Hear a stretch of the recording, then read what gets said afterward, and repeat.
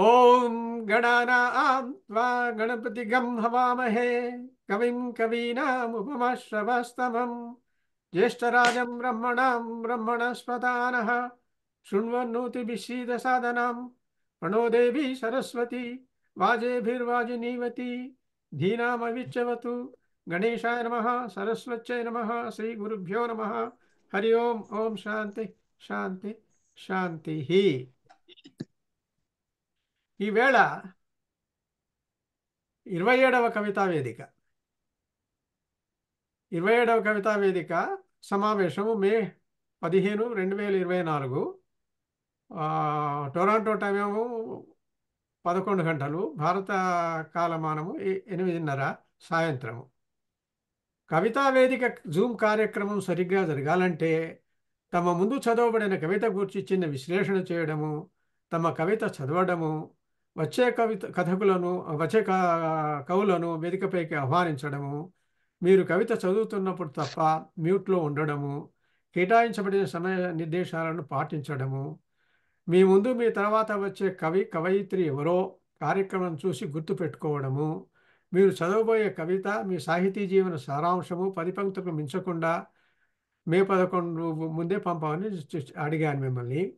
కవిత చదివేటప్పుడు ఏమీ అడ్డం రాకుండా జాగ్రత్త పడి సాధ్యమైనంత వరకు నెమ్మదిగా స్పష్టంగా అక్షరాలను పదాలను ఉచ్చరించండి.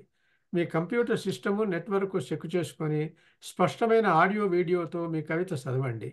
మీరు పంపిన కవితనే చదవాలి, వేరే కవిత ఆమోదించబడదు. కెమెరా స్థానం గురించి మనం ఇంతకుముందు ఒకసారి మాట్లాడుకున్నాం, ఆ విషయాలు మీకు తెలుసు. ఈవేళ సుజాత పివిఎల్ గారు అరమోట్పు కనులు అనే కవిత చదువుతున్నారు. కందాళయ రాఘవాచారి గారు బొమ్మ తుపాకి అనే కవిత చదువుతున్నారు. డాక్టర్ వాణి వెల్దుర్తి గారు ప్రజా చకోరాలు ప్రజాస్వామ్య వరుణుడు అనే కవిత చదువుతున్నారు. శైలజా మిత్ర గారు మాట, హైమవతి ఆడ్వూరు గారు వృద్ధాప్యము, డాక్టర్ రాజేశ్వరి దివాకర్ల గారు హంసల దీవి, కందూరు సుజాతారాణి గారు ధాత్రి, దామరాజు విశాలాక్షి గారు మేలు కలయిక, కిరణ్మయి గోళ్ళమూడి గారు బంగారు బాల్యం, ఆరవల్లి శ్రీదేవి గారు శ్రీ లక్ష్మీ నరసింహస్వామి కవితలు, ఉమాదేవి పోచంపల్లి గోపరాజు గారు కొన్ని సప్తపదులు ఒక చిన్న గీతిక, కామేశ్వరి వివివి గారు ఆశల పల్లకిలో మనోనేత్రం, డాక్టర్ కాశల రంగారావు గారు పట్టుదల ఫలాలు, నీరజ అమరావతి గారు వెంటాడుతున్న ప్రశ్న, డాక్టర్ గోపాలకృష్ణ బుల్స్ గారు కవి హృదయానికి ఎల్లలు లేవు, చందకళ యలమర్తి గారు మేడే పండుగ, కాంతారావు వరిగొండ గారు ఎన్నికల కవితలు, సువర్ణ విజయం గారు గర్భగుడి నెలవు, డాక్టర్ బండారు భువనేశ్వరరావు గారు అమ్మ అని పిలచిన. ఇవి 19 కవులు తమ కవితలను చదువుతున్నారు. అయితే నేను ముందు సుజాత గారిని పరిచయం చేస్తాను. సుజాత పివిఎల్ గారి పరిచయం. వీరి స్వీయ పరిచయం నాకు ఇచ్చారు 10 పంక్తుల్లో. పేరు సుజాత పివిఎల్, వృత్తి Hindi teacher, private school Hindi teacher, ఊరు సైనిక్పురి సికింద్రాబాదు, జిల్లా రంగారెడ్డి, రాష్ట్రం తెలంగాణ, అభిరుచి కవితలు, కథలు, వ్యాసాలు, బాల సాహిత్యం, దేశభక్తి గేయాలు, జోక్స్ మొదలైనవి రాయడము, చదవడము మరియు పాటలు పాడటము మరియు వినటం అంటే చాలా ఇష్టం, చాలా చాలా ఇష్టం. అవార్డ్స్: భావతరంగిణి మచిలీపట్నం వారు నిర్వహించిన కవితల పోటీలో ప్రథమ బహుమతి, పద సాహిత్య పరిషత్ హైదరాబాద్ వారిచే సన్మానము, తెలంగాణ జాగృతి కవితాంజలి, సోమపల్లి పురస్కారము, ఆరాసం విజయవాడ వారిచే ఒక పురస్కారం వచ్చింది, తెలుగు రక్షణ వేదిక హైదరాబాదు, ఇంకా పలు సత్కారాలు. రికార్డ్స్: తెలుగు బుక్ మరియు వండర్ బుక్ రికార్డ్స్ అందుకున్నాను. వీరు సికింద్రాబాద్లో ఉంటారు. సో వీరిని నేను సుజాత గారిని ఆహ్వానిస్తున్నాను వేదికపైకి రమ్మనమని. సుజాత గారు, వేదిక మీదే, వచ్చి మీ కవిత చదవండి. నమస్కారం సార్. సార్ వినిపిస్తుందండి?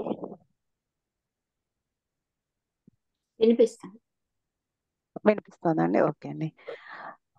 ముందుగా కవితా వేదిక నిర్వాహకులకి శ్రీ నవీన్ చంద్ర గారికి హృదయపూర్వక ధన్యవాదాలు. నా పరిచయం చేసినందుకు కూడా నమస్కారం అండి. నేను చదవబోయే కవిత శీర్షిక అరమోడ్పు కనులు. కవిత శీర్షిక అరమోడ్పు కనులు. నిరీక్షణలో నిర్గమించి కలలు మరచి కలత నిదురలో కలవరపడుతున్న కనులు బలవంతంగా రెప్పలు వాల్చుతున్నాయి. ముళ్లతో ముడిపడిన జీవితం ఎన్నటికీ ఖరీదైన కలలు కనే సాహసం చేయలేదని తెలియక సొమ్మసిల్లుతున్నాయి. సంతోషాలన్నీ నీతో పాటే రెక్కలొచ్చిన పక్షుల్లా ఎగిరిపోతే పెదవులపై చిరు దరహాస దివిటీని వెలిగించటం ఎలా సాధ్యం? కళ్ళలో కన్నీటి చారికలు కనిపించకూడదన్న భావనతో కాస్తంత నవ్వును ముఖాన పులుముకొని ఏదో అలా బతికేస్తున్నానే కానీ నిజానికి నీవు లేని లోటును భరించుట గుండెకెంత భారమో తెలుసా? కనిపించనంత దూరానున్న నిన్ను ఈ జన్మకు చేరుకోలేననేగా నీ ధీమా? నీవు లేని భూతలం శూన్యాకాశమే నాకు. అందుకే నిన్ను చేరలేని దూరాన్ని తుడిచేస్తూ నీ దగ్గరకు వచ్చేస్తున్నా. కళ్ళ మాటు దాగిన జ్ఞాపకాల తలపుల తెరలను తెంచుకుంటూ ఆఖరిసారిగా అవలోకిస్తున్నాయి అరమోడ్పు కనులు. ధన్యవాదాలండి.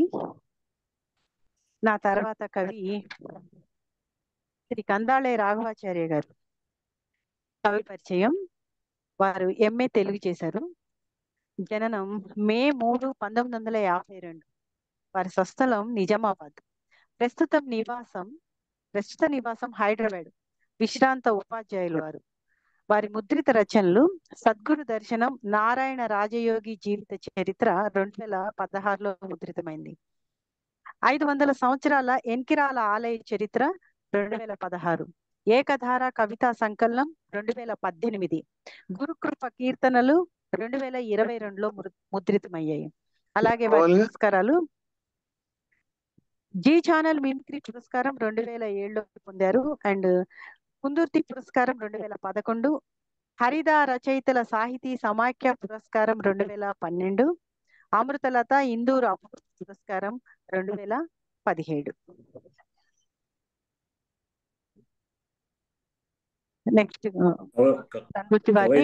కవిత చదువు. ధన్యవాదాలమ్మా. Thank you sir. పెద్దలు, సాహిత్య ప్రియులు, కవితా వేదిక సారథ్యం వహిస్తున్న డాక్టర్ నవీన్ చంద్ర గారికి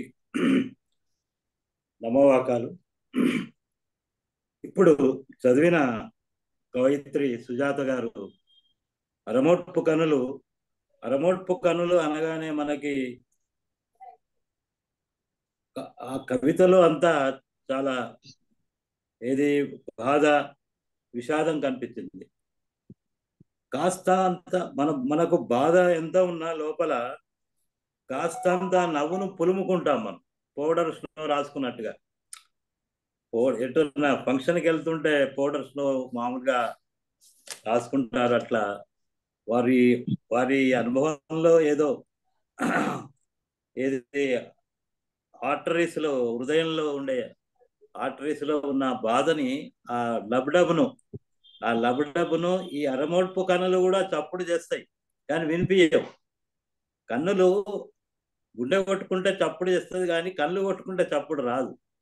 కానీ ఏదో కొద్దిగా చప్పుడు ఉంటుంది. వారు తమలో ఉన్న ఆ లేశమంత బాధను ఈ కవిత్వంలో దుర్బిని వేసినట్టుగా చూపించారు.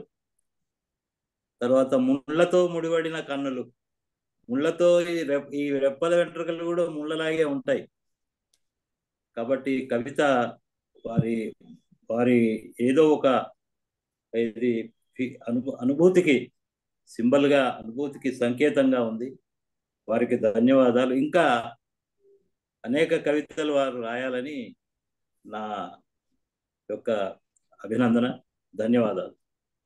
Thank you sir. నేను థ్యాంక్ యూ సో మచ్. నమస్తే అమ్మా. నేను చదవబోయే కవిత బొమ్మ తుపాకి. అబ్బో, చిన్న పిల్లాడికి ఎన్ని పెద్ద బొమ్మలో, చిన్న పిల్లాడికి ఎన్ని పెద్ద బొమ్మలో, రాత్రి లేదు పగలు లేదు తెలివైతే ఆడుడే, రాత్రి లేదు పగలు లేదు తెలివైతే ఆడుడే, అందరి నిద్ర పట్టపగలు గతి, అందరి నిద్ర పట్టపగలు గతి తెల్లారినట్లే. చుట్టాల పిల్లల ముందు పిల్లగాడు గర్వంగా డ్యాన్స్ చేస్తాడు ఆస్కార్ పాట పాడుకుంటూ. చుట్టాల పిల్లల ముందు పిల్లగాడు గర్వంగా డ్యాన్స్ చేస్తాడు ఆస్కార పాట పాడుకుంటూ. బొమ్మలెన్నున్నా పిల్లోడికి నచ్చింది బొమ్మ తుపాకి. బొమ్మలెన్నున్నా పిల్లాడికి నచ్చింది బొమ్మ తుపాకి. విలన్ ఫోజులు పెట్టి భయపెడతాడు. విలన్ ఫోజు పెట్టి భయపెడతాడు. సైతాన్ అయిపోతాడు మొత్తం. పసితనంలో ఏమి రాక్షసానందం. పసితనంలో ఏమి రాక్షసానందం. బొమ్మలెన్నున్నా పిల్లాడికి నచ్చింది బొమ్మ తుపాకి. విలన్ ఫోజులు పెట్టి భయపెడతాడు. సైతాన్ అయిపోతాడు మొత్తం. పసితనంలో ఏమి రాక్షసానందం. తల్లిదండ్రులు బెదిరించరు. న్యూ జనరేషన్ జీన్స్ అంటూ మన ముందే సెమినార్ చేస్తారు. తల్లిదండ్రులు బెదిరించరు. హింసా క్రీడలతో ఇల్లు దాటి గల్లి దాటి ఎటో. హింసా క్రీడలతో ఇల్లు దాటి గల్లి దాటి ఎటో. పోరడి దిండు కింద బొమ్మ తుపాకే ఎప్పుడు. పోరడి దిండు కింద బొమ్మ తుపాకే ఎప్పుడు. కలలో అన్ని జేమ్స్ బాండ్ చిత్రాలు. వయసు పెరిగే పోరడికి బొమ్మ తుపాకి నచ్చటంలే. ఎంత నొక్కినా ధన్మంటూ పేలడంలే వేస్ట్. పోరడికి బొమ్మ తుపాకి నచ్చుతలే. ఎంత నొక్కినా ధన్మంటూ పేలడంలే వేస్ట్. సినిమాలు, సీరియళ్ళు, ఈవెంట్స్, బారాతులో బాంబుల మోతలే కదా బాంపట్. సినిమాలు, సీరియల్స్, ఈవెంట్స్, బారాతుల్లో బాంబుల మోతలే కదా బాంపట్. మరి ఈ బాబుకు బంతి ఆట నచ్చుతుందా? అరే పిల్లాడి మనసంతా మందుగుండుతో పుండు. అరే పిల్లాడి మనసంతా మందుగుండుతో పుండు. ఏం తట్టుకుంటాడు పసివాడు. కలలో మెషిన్ గన్లే. అంతే యూటర్న్. పిడుగుల పిల్లగాడు తండ్రి బీరువాలోంచి తూటాల బరువున్న తుపాకి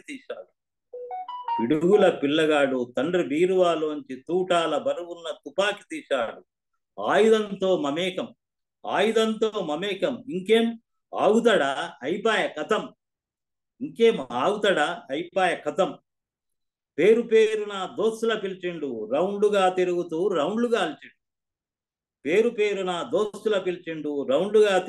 రౌండ్లు గాల్చిండు. గల్లీ అంతా రక్తం చెల్లింది. శాంతినగర్లో అశాంతి బోర్డు. పేరున దోస్తుల పిలిచిండు. రౌండ్గా తిరుగుతూ రౌండ్లు గాల్చిండు. గల్లీ అంతా రక్తం చెల్లింది. శాంతినగర్లో అశాంతి బోర్డు. ఇట్లా ఎందరు పోరగాళ్ళు మీ ఇంట్లో లేరు కదా నయం.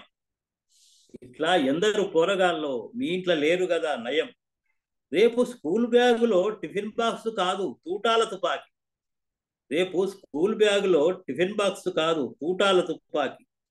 రేపు పుట్టబోయే పిల్లలు తల్లి గర్భంలోంచే తుపాకులతో చతుర్భుజులై వస్తారు.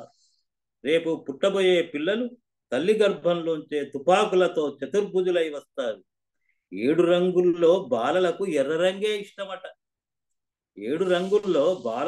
ఎర్ర రంగే ఇష్టమట. తగ్గేదేలే ఇప్పుడు పోరల ఊత పదం. తల్లిదండ్రులారా బాలలకు బొమ్మ తుపాకులైనా సరే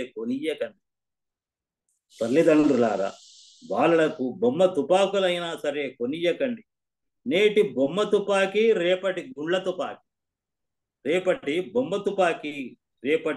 తుపాకి. బాల్యం పేలిపోతుంది. డేంజర్. బొమ్మ తుపాకి పైన పుర్రె బొమ్మ ముద్రించండి. ధన్యవాదాలు. నా తర్వాత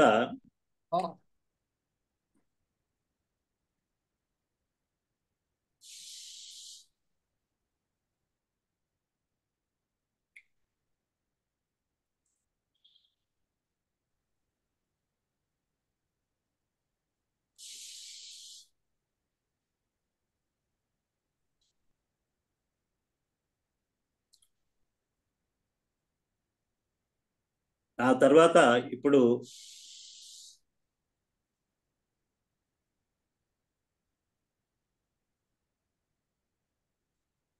వాణి వెల్దుర్తి గారండి మీ తర్వాత. ఓపెన్ అవుతుంది సార్. వాణి వెల్దుర్తి ఇప్పుడు గారు. వాణి వెల్దుర్తి గారు కవయిత్రి చదువుతారు. వీరు భగవద్గీత, బామ్మల బుక్క, వచన కవితలలో వాల్మీకి రామాయణం, కలం గొప్పతనం, తపోవనం, ఆలోచనల హరివిల్లు, ఆధ్యాత్మిక హరివిల్లు అనే పుస్తకాలు రాశారు. ఇంటర్మీడియట్ మొదటి 2వ సంవత్సరం విద్యార్థులకు సివిక్స్ స్టడీ మెటీరియల్ ప్రిపేర్ చేశారు. చాలా గొప్పతనం ఇట్లాంటిది. ఎందుకంటే అది చదివితే అర్థం కాకుండా వీళ్ళు మెటీరియల్ ఇవ్వటంతో వారికి చాలా సులభంగా ఉంటుంది. ఎట్లాంటి అరటిపండు ఒలిచిపెట్టినట్లు, ఉగ్గు బువ్వ పెట్టినట్లుగా ఉంటుంది. ఇటీవల వీరు లలితా సహస్రనామాలకు భావార్థం రాశారు. చాలా చాలా ధన్యులు. అమ్మవారి అనేక మంది రాస్తున్నారు, కానీ అమ్మవారి మీద అమ్మవారు రాయటం చాలా గొప్పతనం. చాలా మంది ఉన్నాయి. ఏవి మన ఎవరి వీరు షణ్ముఖ శర్మ, వీళ్ళందరూ చాలా పెద్ద పెద్ద వాళ్ళవి ఉన్నాయి. కానీ అమ్మవారిని అమ్మవారే అర్థం చేసుకోగలరు. అమ్మవారిని స్త్రీలే బాగా అర్థం చేసుకోగలరు. కథలు, కవితలు, వ్యాసాలు రాస్తూ ఉంటారు. వివిధ ఫేస్బుక్, సాహితీ గ్రూపులో అన్ని ప్రచురితమైనాయి. యూట్యూబ్లో కోర్టు కాపీ చేస్తూ ఉంటారు. నేటి రాజకీయ విధానంలో ఉన్న లోటుపాట్లను అధ్యయనం చేసి వాటికి సరైన పరిష్కారాలను ప్రతిపాదించాలని సోక్రటిస్ కాలం నుండి నేటి వరకు పొలిటికల్ థియరీస్లో అవసరమైన మార్పులు సూచిస్తూ సరికొత్త రాజకీయ విధానాన్ని రూపొందించాలనే ఉద్దేశంతో సోక్రటిస్ టు సెల్ఫ్ అనే పుస్తకాన్ని రాయాలన్నది అభిలాష. మీరు రాసే ఆ గ్రంథము భవిష్యత్తులో దిక్సూచి అవుతుంది. చాలా పెద్ద ప్రాజెక్ట్ వర్క్ ఇది. చాలా ఎంత అంటే ఇది ఇట్లాంటిది ఈ మధ్యన మీ కోణంలో మీరు చేస్తున్న ప్రయత్నంలో ఎవరి రాలేదు మామూలుగా. అయితే వారికి స్వాగతం. వారు కవిత్వం చదవాల్సిందిగా మనవి. నమస్కారం అండి. ధన్యవాదాలు, చక్కటి పరిచయం చేశారు. ఇప్పుడు మీ కవితకి నేను చాలా చాలా గొప్పగా ఉంది కవిత. ఇందులో చిన్నదనంలో పిల్లల పెంపకం, వాళ్ళు పెద్దయ్యాక వాళ్ళ మీద పడే ప్రభావాన్ని చాలా చక్కగా చూపించారు. ఇందులో మీరు కవితలో రాసినట్టుగా పిల్లలకి ఎన్నో బొమ్మలు కొనటం, వాళ్ళు సినిమా పాటలకు డాన్సులు చేస్తూ ఉంటే, ఫైట్లు ఇమిటేట్ చేస్తూ ఉంటే తల్లిదండ్రులు దాన్ని చాలా గొప్పగా అనుకోవటము, సమర్థించటము అన్నది వాస్తవాలు, నిజంగా జరుగుతున్నాయి. మొన్న ఈ మధ్య నేను ఒక స్కూల్ టీచర్ ఇంటర్వ్యూ చూశాను. అందులో ఆమె చెప్పింది, పిల్లలు మారలేదండి, తల్లిదండ్రుల పెంపకం మారింది, తల్లిదండ్రుల బిహేవియర్ మారింది అనేసి. ఆ తల్లిదండ్రుల వల్లే పిల్లలు ఇలా చేస్తున్నారు అనేసి. అది మీరు చాలా చక్కగా దాన్ని విశ్లేషించి చూపించారు. మీరు అన్నట్టుగా ఇదివరకు సినిమాల్లో విలన్స్ మాత్రమే విచ్చలవిడిగా తుపాకీలతో కాలుస్తుండేవారు. ఇప్పుడు హీరో కూడా వాడి పనే తుపాకీతో కాల్చేయటము, అది అలా చూపిస్తున్నారు. దాని ప్రభావం సమాజం మీద చాలా ఉంటుంది. ఇది మంచి ధోరణి కాదు అన్నది కూడా మీరు దాన్ని చాలా చక్కగా చూపించారు. చిన్నపిల్లలు తుపాకీలతో ఆడినప్పుడు ఆటలన్నీ కూడా పెద్దయ్యాక నిజం తుపాకీ మీద మమకారం పెంచుతాయి అని, అవి పాడు చేస్తాయి అని ఒక గొప్ప హెచ్చరికని మీరు కవిత ద్వారా ఇచ్చారు. దీన్ని గమనించదగిన హెచ్చరిక ఇది. ఈ మధ్య సినిమాలో యానిమల్ అనే ఒక సినిమా వచ్చింది. అందులో హీరో స్కూల్లో చదువుతున్నప్పుడే నిజం తుపాకీ తీసుకొని వెళ్ళి వాళ్ళ అక్క కాలేజీలో విధ్వంసం సృష్టిస్తారనమాట. అయితే ఇది చదివినప్పుడు అనిపించింది, అదంతా కూడా మన చిన్నప్పటి నుంచి పెంపకం, ఆ పెంపకంలో తల్లిదండ్రుల పాత్ర, వాళ్ళు తీసుకోవాల్సిన జాగ్రత్తలు, ఇవన్నీ కూడా మనం ఎంతో జాగ్రత్తగా చూసుకోవాలి. అండ్ తర్వాత మీరు చెప్పినట్టు తల్లి గర్భంలోంచి తుపాకీతో వస్తాడు అంటాం అన్నది అతిశయోక్తి కాదేమో అనిపించింది. సమాజంలో మారుతున్న మార్పులు చూస్తే ఇది నిజంగా ఓ రోజు జరిగినా జరగచ్చు అనిపించింది. మంచి సందేశంతో కూడిన కవితను మాకు వినిపించారండి. మీకు ధన్యవాదాలు. ధన్యవాదాలమ్మా, కృతజ్ఞతలు. Thank you. ఇప్పుడు నా కవితను చదువుతాను. ప్రజా చెకోరాలు ప్రజాస్వామ్య వరుణుడు, ఇది శీర్షిక. ఎండలు మండిపోతున్నా తగ్గేదేలే అంటూ తమ ఏసీ రూములు వదిలి ఎన్నికల్లో పోటీ చేసే అభ్యర్థులు ప్రజల వాకిట్ల దగ్గరికి, క్షమించాలి, ఓటర్ల వాకిట్ల దగ్గరికి వరదలై వస్తున్నారు. వాగ్దానాల వర్షం కురిపిస్తున్నారు. దాహం దాహం అంటూ చెంబు పట్టుకొని కూర్చున్నారా? ఈ వరదలు వర్షాలు నీళ్ళివ్వవు మనకు. ఈ తతంగమంతా చూస్తుంటే నిరుద్యోగులు చెప్పులు అరిగేలా తిరగటం గుర్తొస్తోందా మీకు? సోషల్ వర్క్ అంటూ కాలనీ శుభ్రం చేస్తారు స్కూలు పిల్లలు వచ్చినప్పుడు. వందల మంది పార్టీ కార్యకర్తలు అభ్యర్థి వెంట తిరుగుతూ ఉంటారు. వాళ్ళు మన కోసం ఒక్క మంచి పని చేయటం చూడలేదు ఎప్పుడు. చెమటోర్చి నిర్మిస్తారు 5 నక్షత్రాల హోటళ్ళని శ్రమజీవులు. ప్రారంభోత్సవం తర్వాత వాళ్ళని రానియరు వాటి దరిదాపులకు. ఓటేసి గెలిపిస్తారు 5 ఏళ్ల కోసం అభ్యర్థులను ఓటర్లు. ఫలితాలు వచ్చాక ప్రజలను రానియరు వాళ్ళ దరిదాపులకు. నీళ్లు లేక, ఉద్యోగాలు లేక, రక్షణ లేక, బ్రతకలేక అవినీతి ఊబిలో కూరుకుపోయి ఎదురు చూస్తున్న ప్రజా చెకోరాలను ఎప్పుడు కరుణిస్తాడో కదా ప్రజాస్వామ్య వరుణుడు. ఇదండి నా కవిత. ఇప్పుడు నేను నా తర్వాత చదవబోయే శైలజా మిత్ర గారిని పరిచయం చేస్తాను.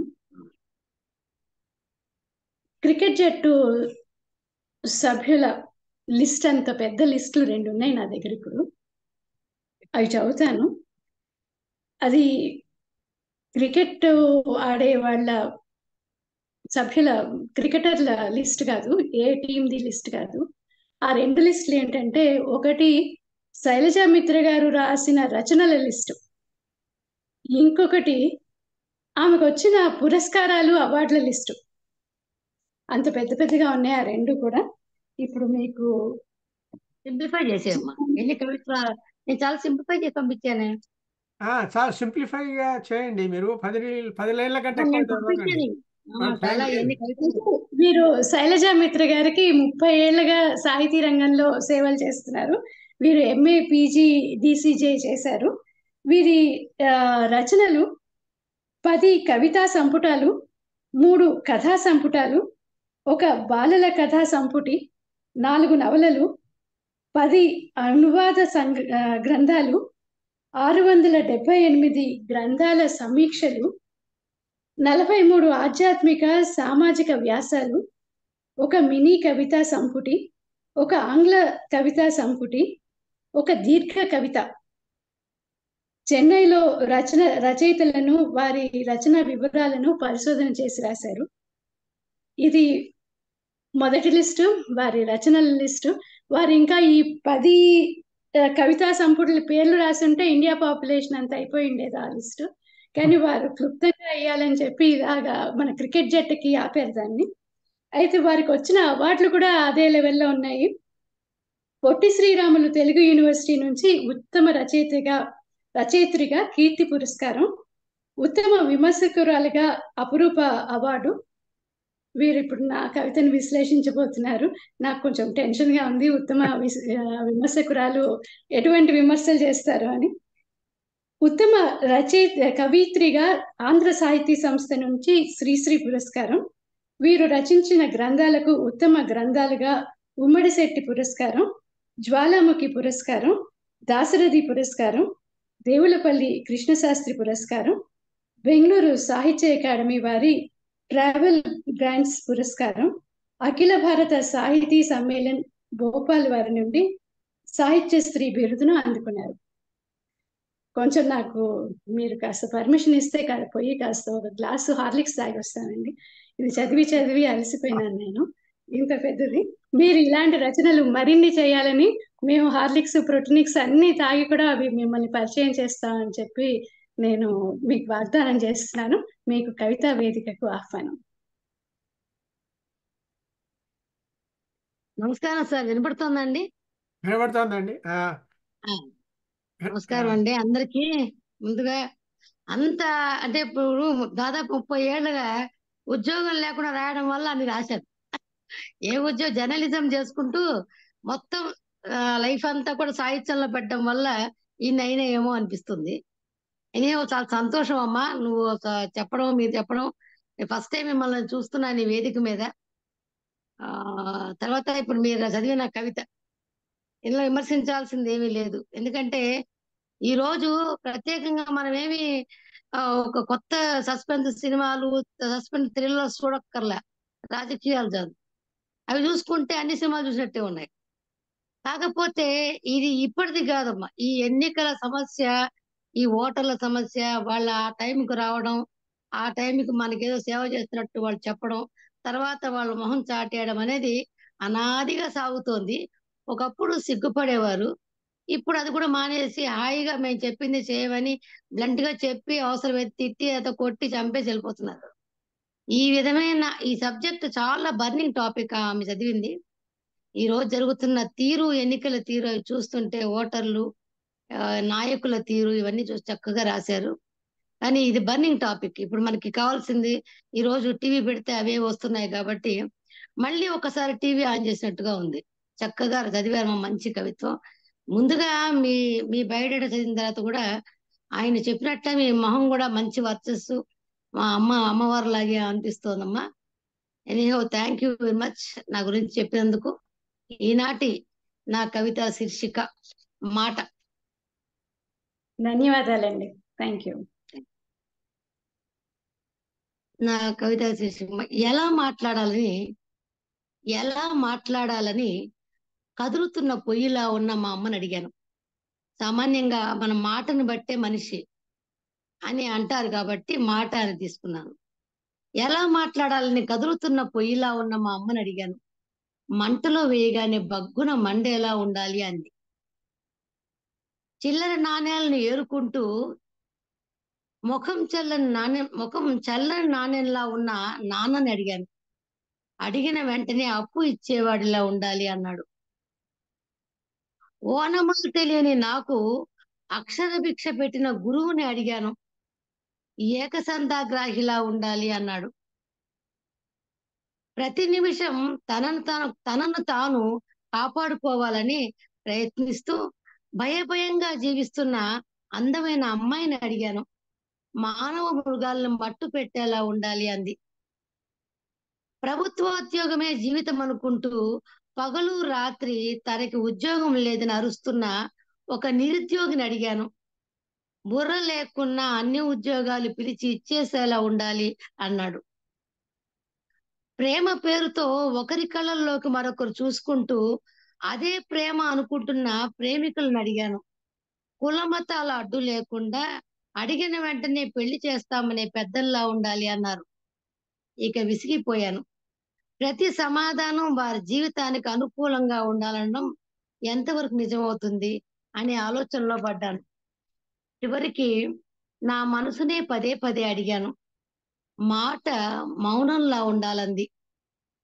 కాలిన కడుపుల్లో చల్లలా ఉండాలంది.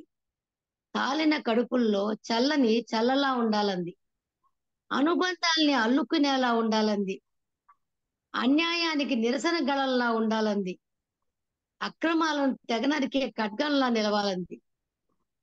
ఏకాంతానికి తోడుగా ఒంటరితనానికి నీడలా ఉండాలంది. మాట ముల్లైతే మనిషి జీవితం ఎడారే, అదే మాట మంత్రమైతే జీవితం రహదారే. నమస్కారం.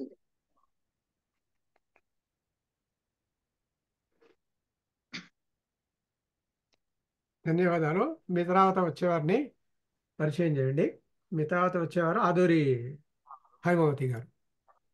ఆదూరి హైమావతి గారు నాకు పంపించారు సార్. ప్రస్తుత జీవితము పుట్టపర్తిలో ఉన్నాను అని. అదేనా సార్? అదే అదే పుట్టపర్తిలో ఉన్నాను. పెద్ద రచన ఏం రాయలేదండి. ప్రస్తుత జీవనం పుట్టపర్తిలో ఉంటున్నాను. అమ్మాయి అమెరికా, అబ్బాయి బెంగళూరు. అప్పుడప్పుడు వెళ్ళొస్తూ ఉంటాను. ఈ రోజు నా కవిత్వం గాని, కథ గాని చదివేటప్పుడు నవీన్ చంద్ర గారి వేదిక నాకు ఎంతో ఉపయోగపడుతుంది. నాకు చాలా సంతోషంగా అప్పుడప్పుడు నాకు తీరిక సమయాలు దొరికినప్పుడల్లా రాస్తుంటాను, చదువుతుంటాను అని చెప్పి మొత్తానికి ఆమె ఆమె రచనలు గాని ఏదైనా గాని మీ వేదిక చాలా ప్రధాన అంశంగా ఆమె ఎంచుకున్నారండి. ఆ విధంగా ఇప్పుడు ఇంకా ఇంట్రెస్ట్ గా మీరు చేస్తున్న కార్యక్రమాల పట్ల మగు శ్రద్ధగా మరిన్ని రాస్తున్నారు. పెద్దగా ఆమె రాసిన రచనలు అవేమి నాకైతే కనబడలేదండి. ఓకే, ఆవిడ ఇప్పుడు చెప్తారులే అండి, కొన్నేనే చెప్తారు. మీరిచ్చిన దాని ప్రకారం అంతే ఉంది. అదే అంటే ఆమె వాళ్ళు జీవిత చెప్తారులేండి. విధానము, ఆమె ఉండే చోట రాశారంతే. ఓకే,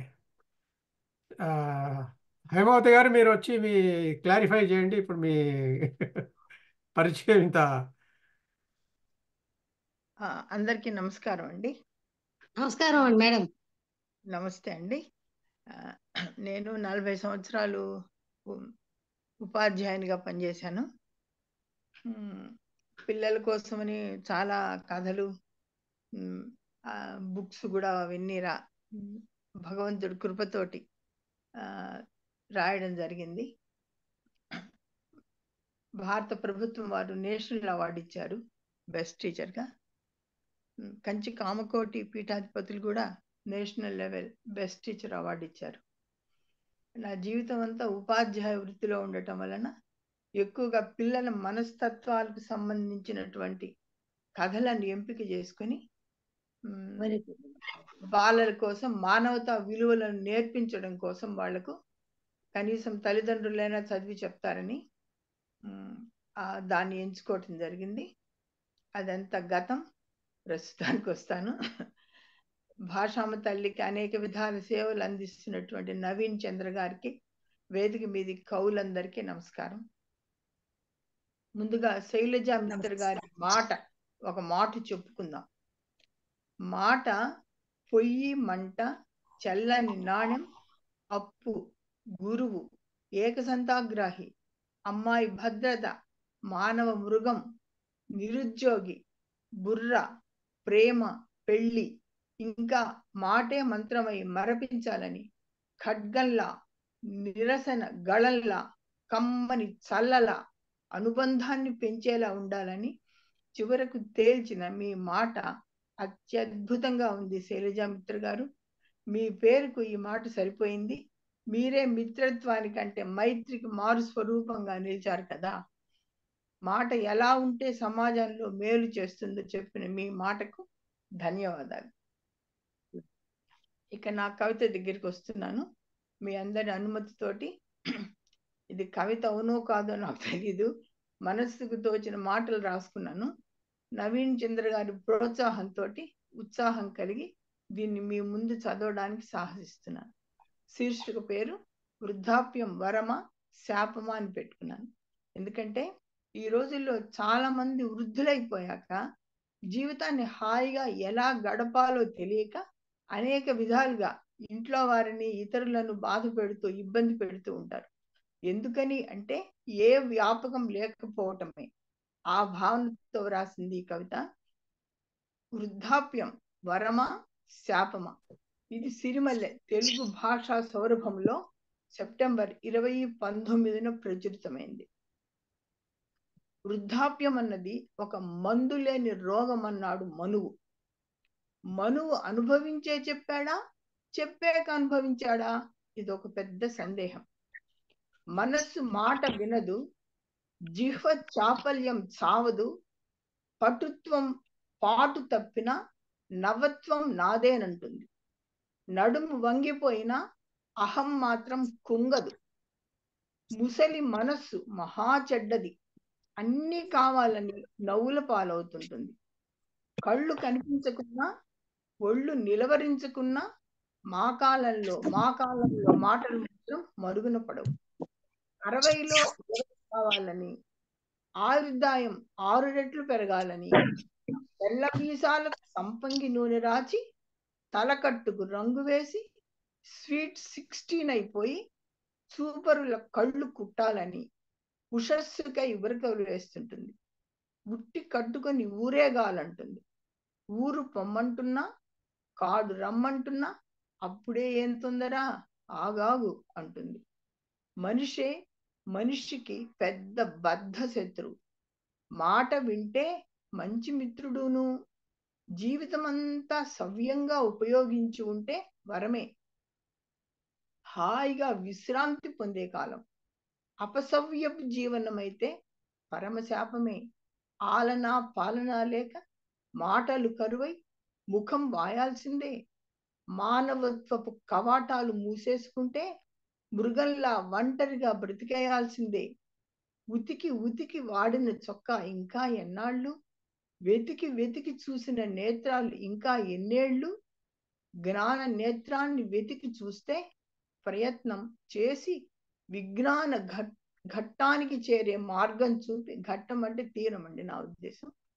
పక్షులను చూసి డిటాచ్మెంటు, పశువులను చూసి స్వతంత్ర జీవనము, చెట్టును చూసి త్యాగభావము, నదులను చూసి సేవాభావము, ప్రకృతి బడిలో పాఠాలు నేర్చి స్వార్థాన్ని విడనాడి సమాజానికి మేలు చేస్తే అంతా నీవారే అవుతారు. అందరూ ఆనందిస్తారు. మనస్సు పరిపక్వత చెంది మనకు మంచి మిత్రుడవుతుంది. వృద్ధాప్యము ఒక వరమే అవుతుంది. మరి ఎప్పుడు? మనస్సు పరిపక్వత చెందినప్పుడు వృద్ధాప్యము ఒక వరమే అవుతుంది. మరి కవిత శ్రవణం చేసినందుకు అందరికీ ధన్యవాదాలు చెప్పుకుంటూ ఇప్పుడు రాజేశ్వరి దివాకర్ల గారు పరిచయం చేయడానికి సాహసిస్తున్నాను. వీరు ఉపన్యాసకులుగా పనిచేసి విశ్రాంతి జీవనంలో ఉన్నారు. అవిశ్రాంత సాహిత్య రచనాభిలాషను కొనసాగిస్తున్నారు. అంటే భాషా సేవకు విశ్రాంతే లేదన్నమాట. బెంగుళూరులో నివసించి ప్రస్తుతం వర్జీనియాలో ఉంటున్నారు. అనేక సాహిత్య క్రియాశీల కార్యక్రమాలలో పాల్గొన్నారు. కవిత్వము, పరిశోధన, విమర్శ, కథారచన, అనువాద రంగాలను ప్రవృత్తి పరంగా అభిమానించారు. అనేక కవిత్వ, చర్చ, నాటక పోటీలకు న్యాయ నిర్ణేతలుగా బెంగుళూరులో భాషామ తల్లి సేవలు అందించారు. రాజేశ్వరి దివాకర్ల గారు, ఏది మీ కవితతో మా అందరి మనస్సులను అలరింప చేయండి. వేదిక మీదికి మీకు ఆహ్వానం పలుకుతూ సెలవు తీసుకుంటున్నాను. నమస్కారం అండి. ముందుగా నవీన్ చంద్ర గారికి, కవితా వేదిక రథసారథి వారికి అభినందనలు. నన్ను ఆహ్వానించినందుకు కృతజ్ఞతలు. తోటి కవి మిత్రులందరికీ కూడా నా అభినందనలు.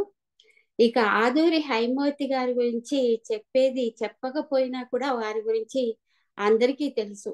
వారు రాసినటువంటి కథలు, కవితలు మనం ఈ వేదికలో అనేక సార్లు విన్నాము. వారి యొక్క ఔన్నత్యం ఎందులో ఉందంటే, వారు ఈ వృద్ధాప్యం గురించి రాశారు చూడండి. అది అనుభవాత్మకమైనటువంటి రచన. వారు మనస్సుకు తోచిన మాటలతో మన మనస్సులను ఆకట్టుకున్నారు.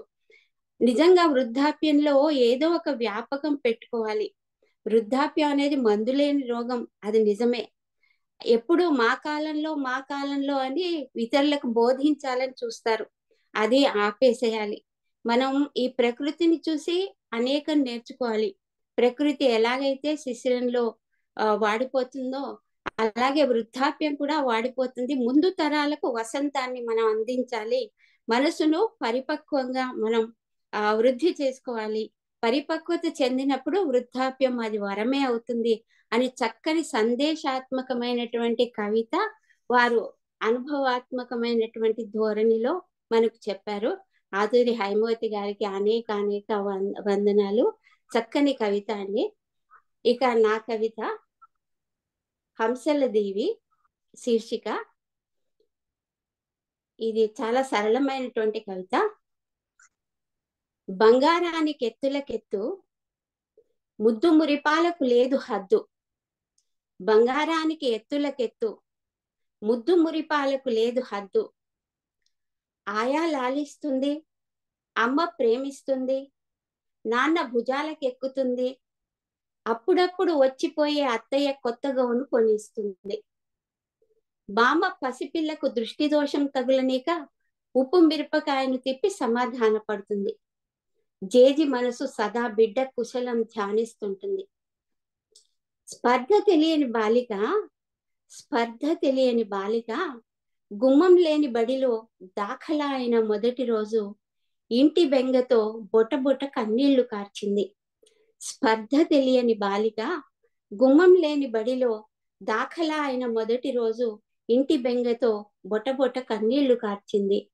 తోటి పిల్లల మధ్య తాను ఒకతిగా కొత్త లోకాన ఇమడక బెంగపడింది.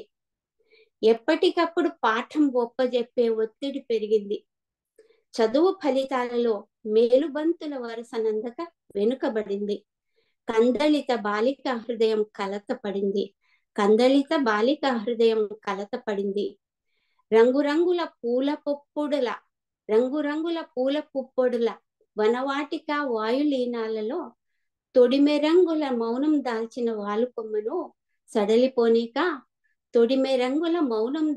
వాలుకొమ్మను సడలిపోనీక మలయ పవనాలను మూట కట్టిన అమ్మమ్మ పరిమళ గంధాల కొత్త శ్వాస నింపింది. బడి పలుకులలో తడబడిన పాపకు పలుకుబడుల ప్రావీణ్యమును పెంచింది. అమ్మాయి ఇప్పుడు తెలుగు భాషల తీయదనాలకు పట్టుబడింది.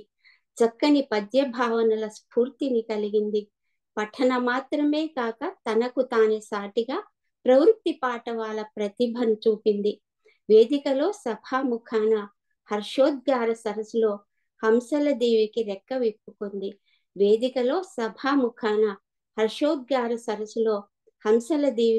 విప్పుకుంది. ఇదండి నా కవిత. నా తదుపరి వచ్చే కవయిత్రి కందూరి సుజాతారాణి. వారి పరిచయం చేస్తాను. వారు తానా ఉత్తర అమెరికా వారు నిర్వహించిన నారీ భేరీ కార్యక్రమంలో విజేతగా నిలిచారు. వాగ్దేవి అవార్డును పొందారు. రాజేశ్వర్ గారు ఒక్క నిమిషం. కందూరి గారు రాలేదండి. అంచేత నేను ఏం చేస్తానంటే విశాలక్ష గారిని నేను పరిచయం చేస్తాను. ధన్యవాదాలండి. కందూరి గారు రాలేదు, మరి ఇంతవరకు అయితే రాలేదు. ఆవిడ అది గూగుల్ మీట్ అనుకొని జూమ్ ఆవిడ లేదనుకుంటాను ఆవిడ కంప్యూటర్లో. సో లేదు, ఇంతవరకు రాలేదు. మరి ఓకే, నేను అది దామరాజు గారు విశాలక్ష గారి పరిచయం చేస్తాను. ఓకే, దామరాజు విశాలక్ష గారు మా అందరికీ మిత్రురాలు. వారి కవితలు, కథలు, వ్యాసాలు మేమందరూ విన్నాము, చదివాము. దామరాజు విశాలాక్షి విశ్రాంత ఉపాధ్యాయుని, విశాఖపట్నము. వృత్తి ఉపాధ్యాయుని, ప్రవృత్తి రచనా వ్యాసంగము. అన్ని సాహిత్య ప్రక్రియలు చేయాలని ఆసక్తి. కథలు, కవితలు, నాటికలు, వ్యాసాలు, గేయాలు, పాటలు, బుర్రకథలు వంటివి రాస్తున్నాను. నా రచనలు అన్ని పత్రికలలోనూ అచ్చయినాయి. ఇప్పుడు వస్తున్నాయి. సన్మానాలు, సత్కారాలు పొందాను. దామరాజు విశాలాక్షి, మీరు కవితా వేదికకి రండి. కవితా వేదిక మీదే వచ్చి మీకు కవిత చదవండి. నమస్కారాలు బాబు. ఈ అవకాశం ఇచ్చిన మీకు మరొకసారి హృదయపూర్వక ధన్యవాదాలు. శీర్షిక మేలు కలయిక.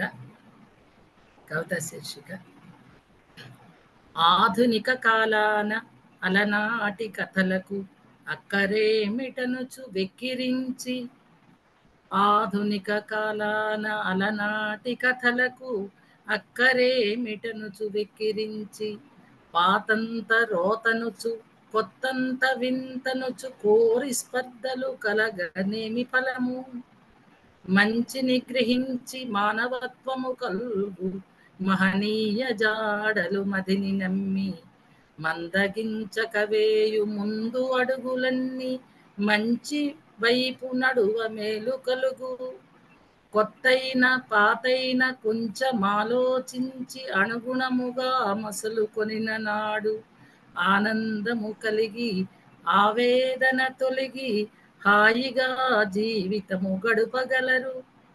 ఈరోజు కొత్తది రేపటికి పాతది, రేపటి చిగురులకు మూలమదియే, భవిష్యత్తు కొరకు బంగారు బాటలు వేయనట్టి కొత్త పాతలేలా, భవిష్యత్తు కొరకు బంగారు బాటలు వేయనట్టి కొత్త పాతలేలా, ఆకాశమంతటి ఎత్తులకు ఎదిగిన భూమియే తనకు ఊనికొనుచు బుద్ధి కలిగి మంచి పద్ధతిని పాటింప భూమిలోన బ్రతుకు స్వర్గమగును.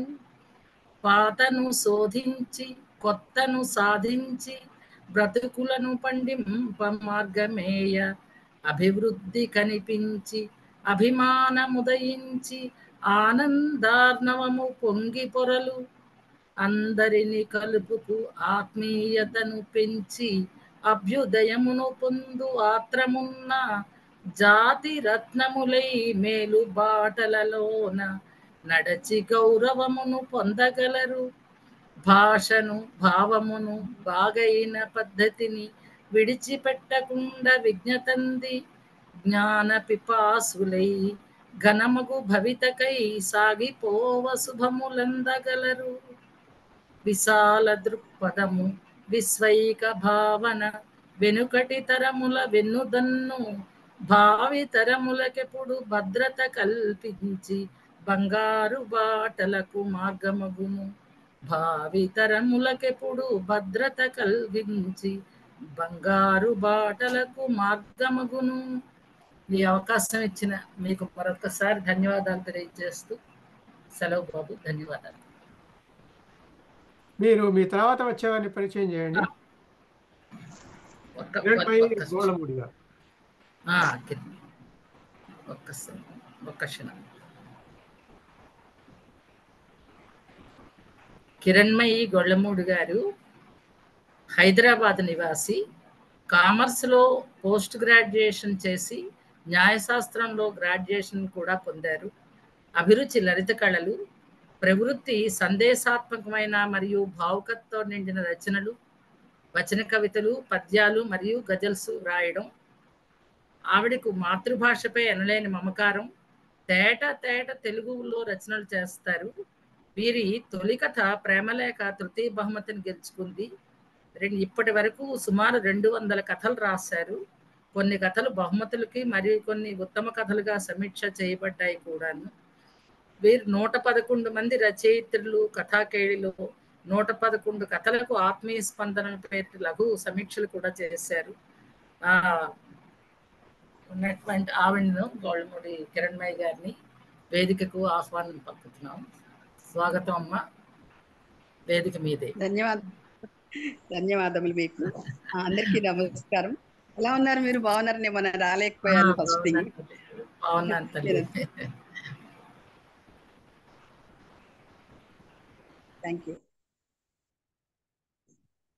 తర్వాత ఈ రోజు మీ మేలు కలయిక చాలా చక్కగా వివరించారు. ఆధునిక కాలంలో ఇప్పుడు ప్రజెంట్ దీంట్లో అప్పటి పాత కథలకి ఎందుకు అంత ప్రాముఖ్యత ఇవ్వడము, అక్కర ఏమిటని వెక్కిరిస్తూ పాతనంతా రోత కొత్త వింత ఇలాంటి స్పర్ధలు ఎందుకు, దానివల్ల ఏంటి ఫలితము అని చాలా బాగా అడిగారు. మంచి ప్రశ్న ఇది. ఈ రోజు కొత్తది రేపటికి పాతదవుతుంది. మరి నిన్నటికి ఈ రోజు కొత్తదే, కానీ ఈ రోజు రేపటికి పాతదే అయిపోతుంది కదా. అయినా కూడా రేపటి చిగురులకి మూలం మరి ఇదే కదా. భవిష్యత్తు కొరకు బంగారు బాటలు వెయ్యలేనటువంటి కొత్త పాత అనే ఇటువంటి భేదాలు ఎందుకు అని అడగడం కూడా చాలా బాగుంది. అలాగే విశాల దృక్పథము, విశ్వైక భావన, వెనుకటి తరాలకి వెన్నుదన్ను, భావి తరాలకి ఎప్పుడు భద్రత కలిగించే బంగారు బాటలకి మార్గం అవుతుంది. నిజమే కదా. అది చాలా చాలా బాగుందమ్మా, చాలా అద్భుతంగా ఉంది. ఒక మంచి ఒక ఫీల్ కలిగించారు. అంటే మీరు అడిగిన ప్రశ్నలకి, మీరు చెప్పిన సమాధానాలకి, మీరు ఇచ్చిన సందేశం కూడా చాలా బాగుంది. మీకు అభినందనలు. ధన్యవాదాలు తల్లి.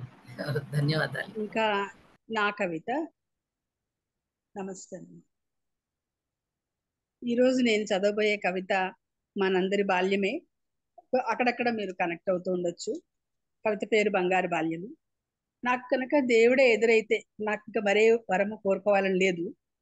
మధురమైన జ్ఞాపకాలు నెమరేయాలని ఉంది. నా బాల్యం నాకు ఇచ్చేయమని అడగాలని ఉంది. అందమైన ఆలోకం మళ్ళీ చూడాలని ఉంది. అమ్మ పుట్టింట్లో మళ్ళీ మళ్ళీ పుట్టాలని ఉంది. నాటి మమతల గూటికి తిరిగి చేరాలని ఉంది. ఎందుకు? మరి అప్పటి జ్ఞాపకాలు ఎంతో మధురమైనవి కదా. పొద్దున్నే చద్దన్నం మూట విప్పాలని ఉంది. మమకారం గుచ్చెత్తే ఆవకాయ తినాలని ఉంది. గడ్డ పెరుగు నిమ్మ చెక్కతో జుర్రుకోవాలని ఉంది. చల్లలో వెన్న ముద్ద గుటుక్కున మింగాలని ఉంది. అమ్మతో 2 జడలు వేయించుకోవాలని ఉంది. ఇప్పుడేమో 1 జడ అయిపోయింది. మోకాళ్లపై ఉయ్యాల జంపాల ఊగాలని ఉంది. బామ్మ ఆరేసిన మడిచీరను తాకాలని ఉంది అల్లరిగా. అద్దంలో బుంగమూతి ఇష్టంగా చూడాలని ఉంది. చెరియలతో అల్లిబిల్లి ఆటలు ఆడాలని ఉంది. ముంగిట్లో ముత్యాల ముగ్గులు దిద్దాలని ఉంది. వాకిట్లో గొబ్బెమ్మలను అలంకరించాలని ఉంది. అందమైన ఆలోకం మళ్ళీ చూడాలని ఉంది. చేటలో బియ్యం చకచక చెరగాలని ఉంది. కట్టెల పొయ్యిపై పాల పొంగు చూడాలని ఉంది. రోటిలో కొబ్బరి మామిడి పచ్చడి దంచాలని ఉంది. ఆరు బయట నులక మంచం వేయాలని ఉంది. వెన్నెలలో చుక్కలన్నీ లెక్క పెట్టాలని ఉంది. తాత చెప్పే పేదరాశి పెద్దమ్మ కథ వినాలని ఉంది. కలలో వచ్చే రాజకుమారుని చూడాలని ఉంది. రేడియోలో జనరంజని పాట అడగాలని ఉంది. ఏకాంబరం చిన్నక్కయ్యలను కలవాలని ఉంది. అద్దంకిమన్నారు వార్తలు శ్రద్ధగా వినాలని ఉంది. సిలోన్ బినాకా గీత్మాల ఆస్వాదించాలని ఉంది. ఊహల తోటలో పరుగులు తీయాలని ఉంది. కోయిల పాడితే కసితీరా కవ్వించాలని ఉంది. రాణిగారి కోటలో గంతులు వేయాలని ఉంది. రామానాయుడు పేటలో నడవాలని ఉంది. చూరట్టుకు జారే చినుకులు చూడాలని ఉంది. వర్షంలో తడుస్తూ గిరగిరా తిరగాలని ఉంది. ఇంటి ముందు కత్తి పడవలు వేయాలని ఉంది. ఆశల వాహినిలో మునకలు వేయాలని ఉంది. బంగారు బాల్యమా ఒక్కసారి నా కోసం రారాదు. ఊటబావి జ్ఞాపకాలు ఒక్కసారి నా కోసం తేరాదు. స్వస్తి. ఇదండి నా కవిత. ధన్యవాదాలు. ఇప్పుడు నా తర్వాత వచ్చేవారి కవిత అరవల్లి శ్రీదేవి గారి పరిచయం చేస్తాను. శ్రీదేవి గారు పుట్టింది ఆంధ్రప్రదేశ్లో. చిన్నప్పటి నుంచి వచనంలో భావకవిత్వం రాయటం అలవాటు ఉంది. మంచి మంచి చిత్రాలకు స్పందించి పద్యాలు కవితలు రాయటం అలవాటు. శ్రీ దేవులపల్లి కృష్ణశాస్త్రి గారి కవిత్వం, పోతన పద్యాలు చాలా ఇష్టం. శ్రీనాథ కవిసారభములు అంటే ఇష్టం. శ్రీకృష్ణ కర్ణామృతం, సీస పద్యాలలో శ్రీదేవి స్తుతి, శ్రీస శతకం, కంద పద్యాలలో విరహిణి, చిన్న చిన్న పద్యాలతో కనకధారా స్తుతి వృత్తాలలో, శ్రీ సూక్తము కూడా వృత్తాలలో, భాష్య సహితంగా శంకర శతకము, శార్దూల మత్తేబాలలో, శ్రీ లలితాష్టోత్తర శతనామావళిని ఆటవెలది పద్యాలలో అమ్మవారి అనుగ్రహంతో పద్యాలుగా రాశారు. అంతేకాక శ్రీ తోపెల్ల బాలసుబ్రహ్మణ్య శర్మ గారి ప్రత్యేక కృషి ప్రోద్బలంతో 100 నూతన వృత్తాలలో పద్యాలు రాయడం జరిగింది. సీతాయాం చరితం మహత్ అంటూ ఒక చిన్న వ్యాస రూపంలో విభిన్న దృక్పథంలో రాశారు. రోజు ఏదో ఒక అంశం పైన రాస్తూ ఉంటారు. ఇంతవరకు 200 అవధానాల వరకు చేయడం జరిగింది. గ్రేట్. ప్రత్యక్ష శతావధానంలో కూడా రాష్ట్రకురాలిగా పాల్గొంటున్నారు. ఇదండి వారి పరిచయం. వారికి వేదిక మీదకి శ్రీదేవి గారిని వేదిక మీదకి ఆహ్వానిస్తున్నాను. శ్రీదేవి గారు మీ కవితను వినిపించండి. ధన్యవాదాలు. నమస్కారం అండి.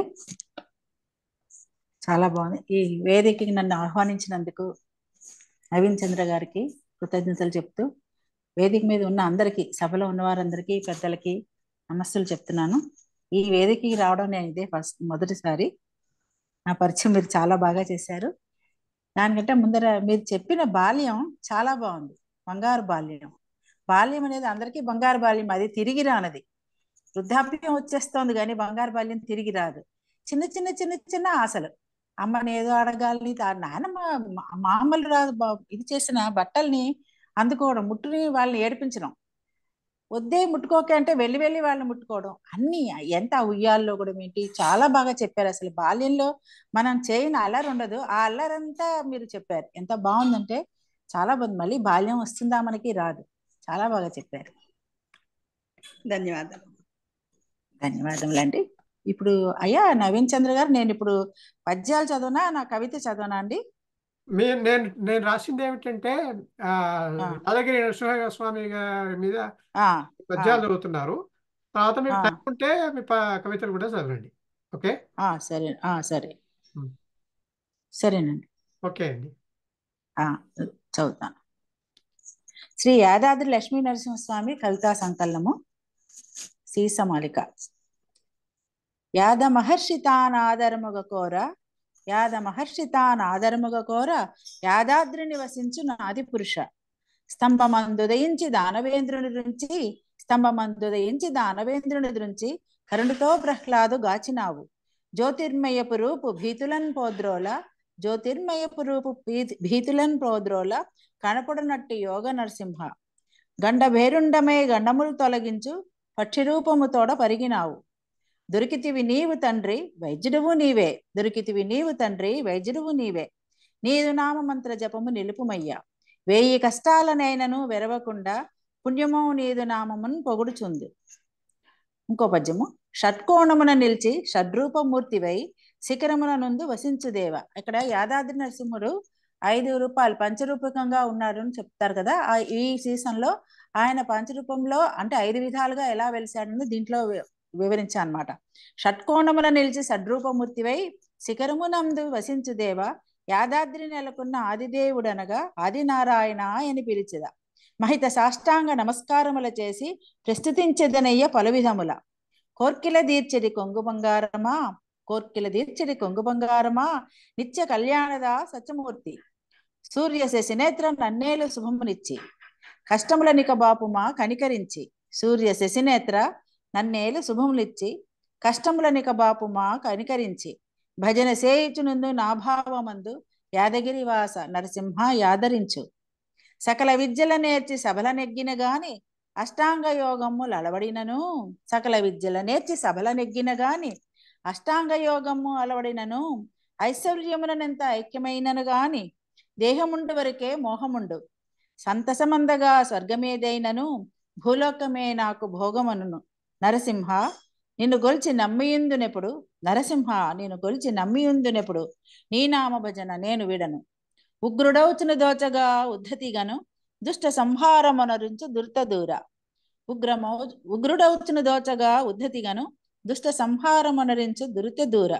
పతిత పావన లక్ష్మీస బ్రహ్మజనక, పతిత పావన లక్ష్మీస బ్రహ్మజనక, భక్తవత్సల సర్వేశ పరమపురుష. పతికి నన్నాళ్ళు నీ పాదము సేవింప, భక్తి తత్పర దీక్ష బలిమినొసకు. బ్రతికి నన్నాళ్ళు నీ పాదము సేవింప, భక్తి తత్పర దీక్ష బలిమినొసగు. అంత్యకాలమందు అలమెడుమత్తులో, అంత్యకాలమునందు అలమెడుమత్తులో, దళుతునో మరుతునో తండ్రి నిన్ను. అంత్యకాలమునందు అలమెడుమత్తులో, దళుతునో మరుతునో తండ్రి నిన్ను. ఇప్పుడే స్మరింతు నిరతమ్ము నరసింహ, నీలమేఘ శరీర నిగమ వినుత. తాపసార్చిత నేను పాపకర్మల చేయ, మన్నించు వీడుమా కన్న తండ్రి. తాపసార్చిత నేను పాపకర్మల చేయ, మన్నించు వీడుమా కన్న తండ్రి. తాక్ష్యవాహన నరసింహ తండ్రి వెనుచు కోరి వేడెద నేను సదా సౌరి రక్ష. తాక్ష్యవాహన నరసింహ తండ్రి వెనుచు కోరి వేడెద నేను సదా సౌరి రక్ష. దీన రక్షక గోవింద దితిజవైరి, దీన రక్షక గోవింద దితిజవైరి. ఘనతకెక్కించు నీ దాసగణములోన, ఘనతకెక్కించు నీ దాసగణములోన. నాకు ఈ అవకాశం ఇచ్చినందుకు ధన్యవాదములు. తర్వాత మీరు పరిచయం చేయాల్సింది ఉమా గారిని. ఉమాదేవి పోచంపల్లి ఉంది కదా మీ దగ్గర ఆవిడ పరిచయం? ఉందండి. అంటే మీరు ఇంకో కవిత నా తర్వాత చదివేసానా? ఇప్పుడే చదివేనా? మీరు చదివేసేయండి, ఇప్పుడే చదివేసేయండి. ఓకే చదివేస్తా. సరేనండి. సరే, అంటే ఇప్పుడు చిన్నప్పుడంతా కవితలే రాసేదాన్ని. ఈ పద్యం రాయడం వచ్చాక ఈ శతకాలు పద్యాల్లో పడిపోయాను. అవధానాలు చేయడము అలాగా. సరే, మల్లెలు నా కవిత పేరు. వసంత వేళ ఒక స్త్రీ హృదయం అన్నమాట. ఇది వసంత మాసం కదా, ఒక స్త్రీ ఎలా అనుకుంటోంది అనేది. మల్లెలు తామే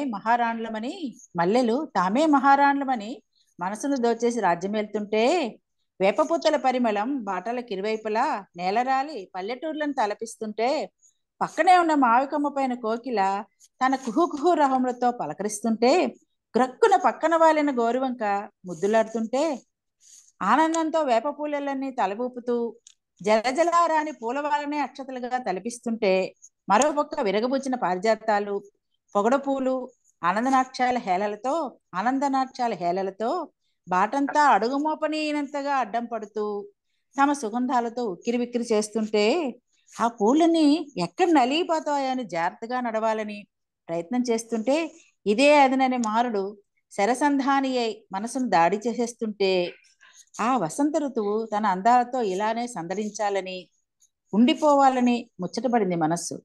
నేలరాలిన పూలన్నీ దైవ పూజకై రాలిన మమ్మల్ని మీ పాదాలతో తగ్గొద్దంటూ దీనంగా చూసినట్లు అనిపించింది. అలా పరధ్యానంగా ఆ విరుల భాషని విని సుకుమారంగా నడవాలనుకుంటూనే నడుస్తుంటే పాదం మొరాయించి కలుక్కుమంది.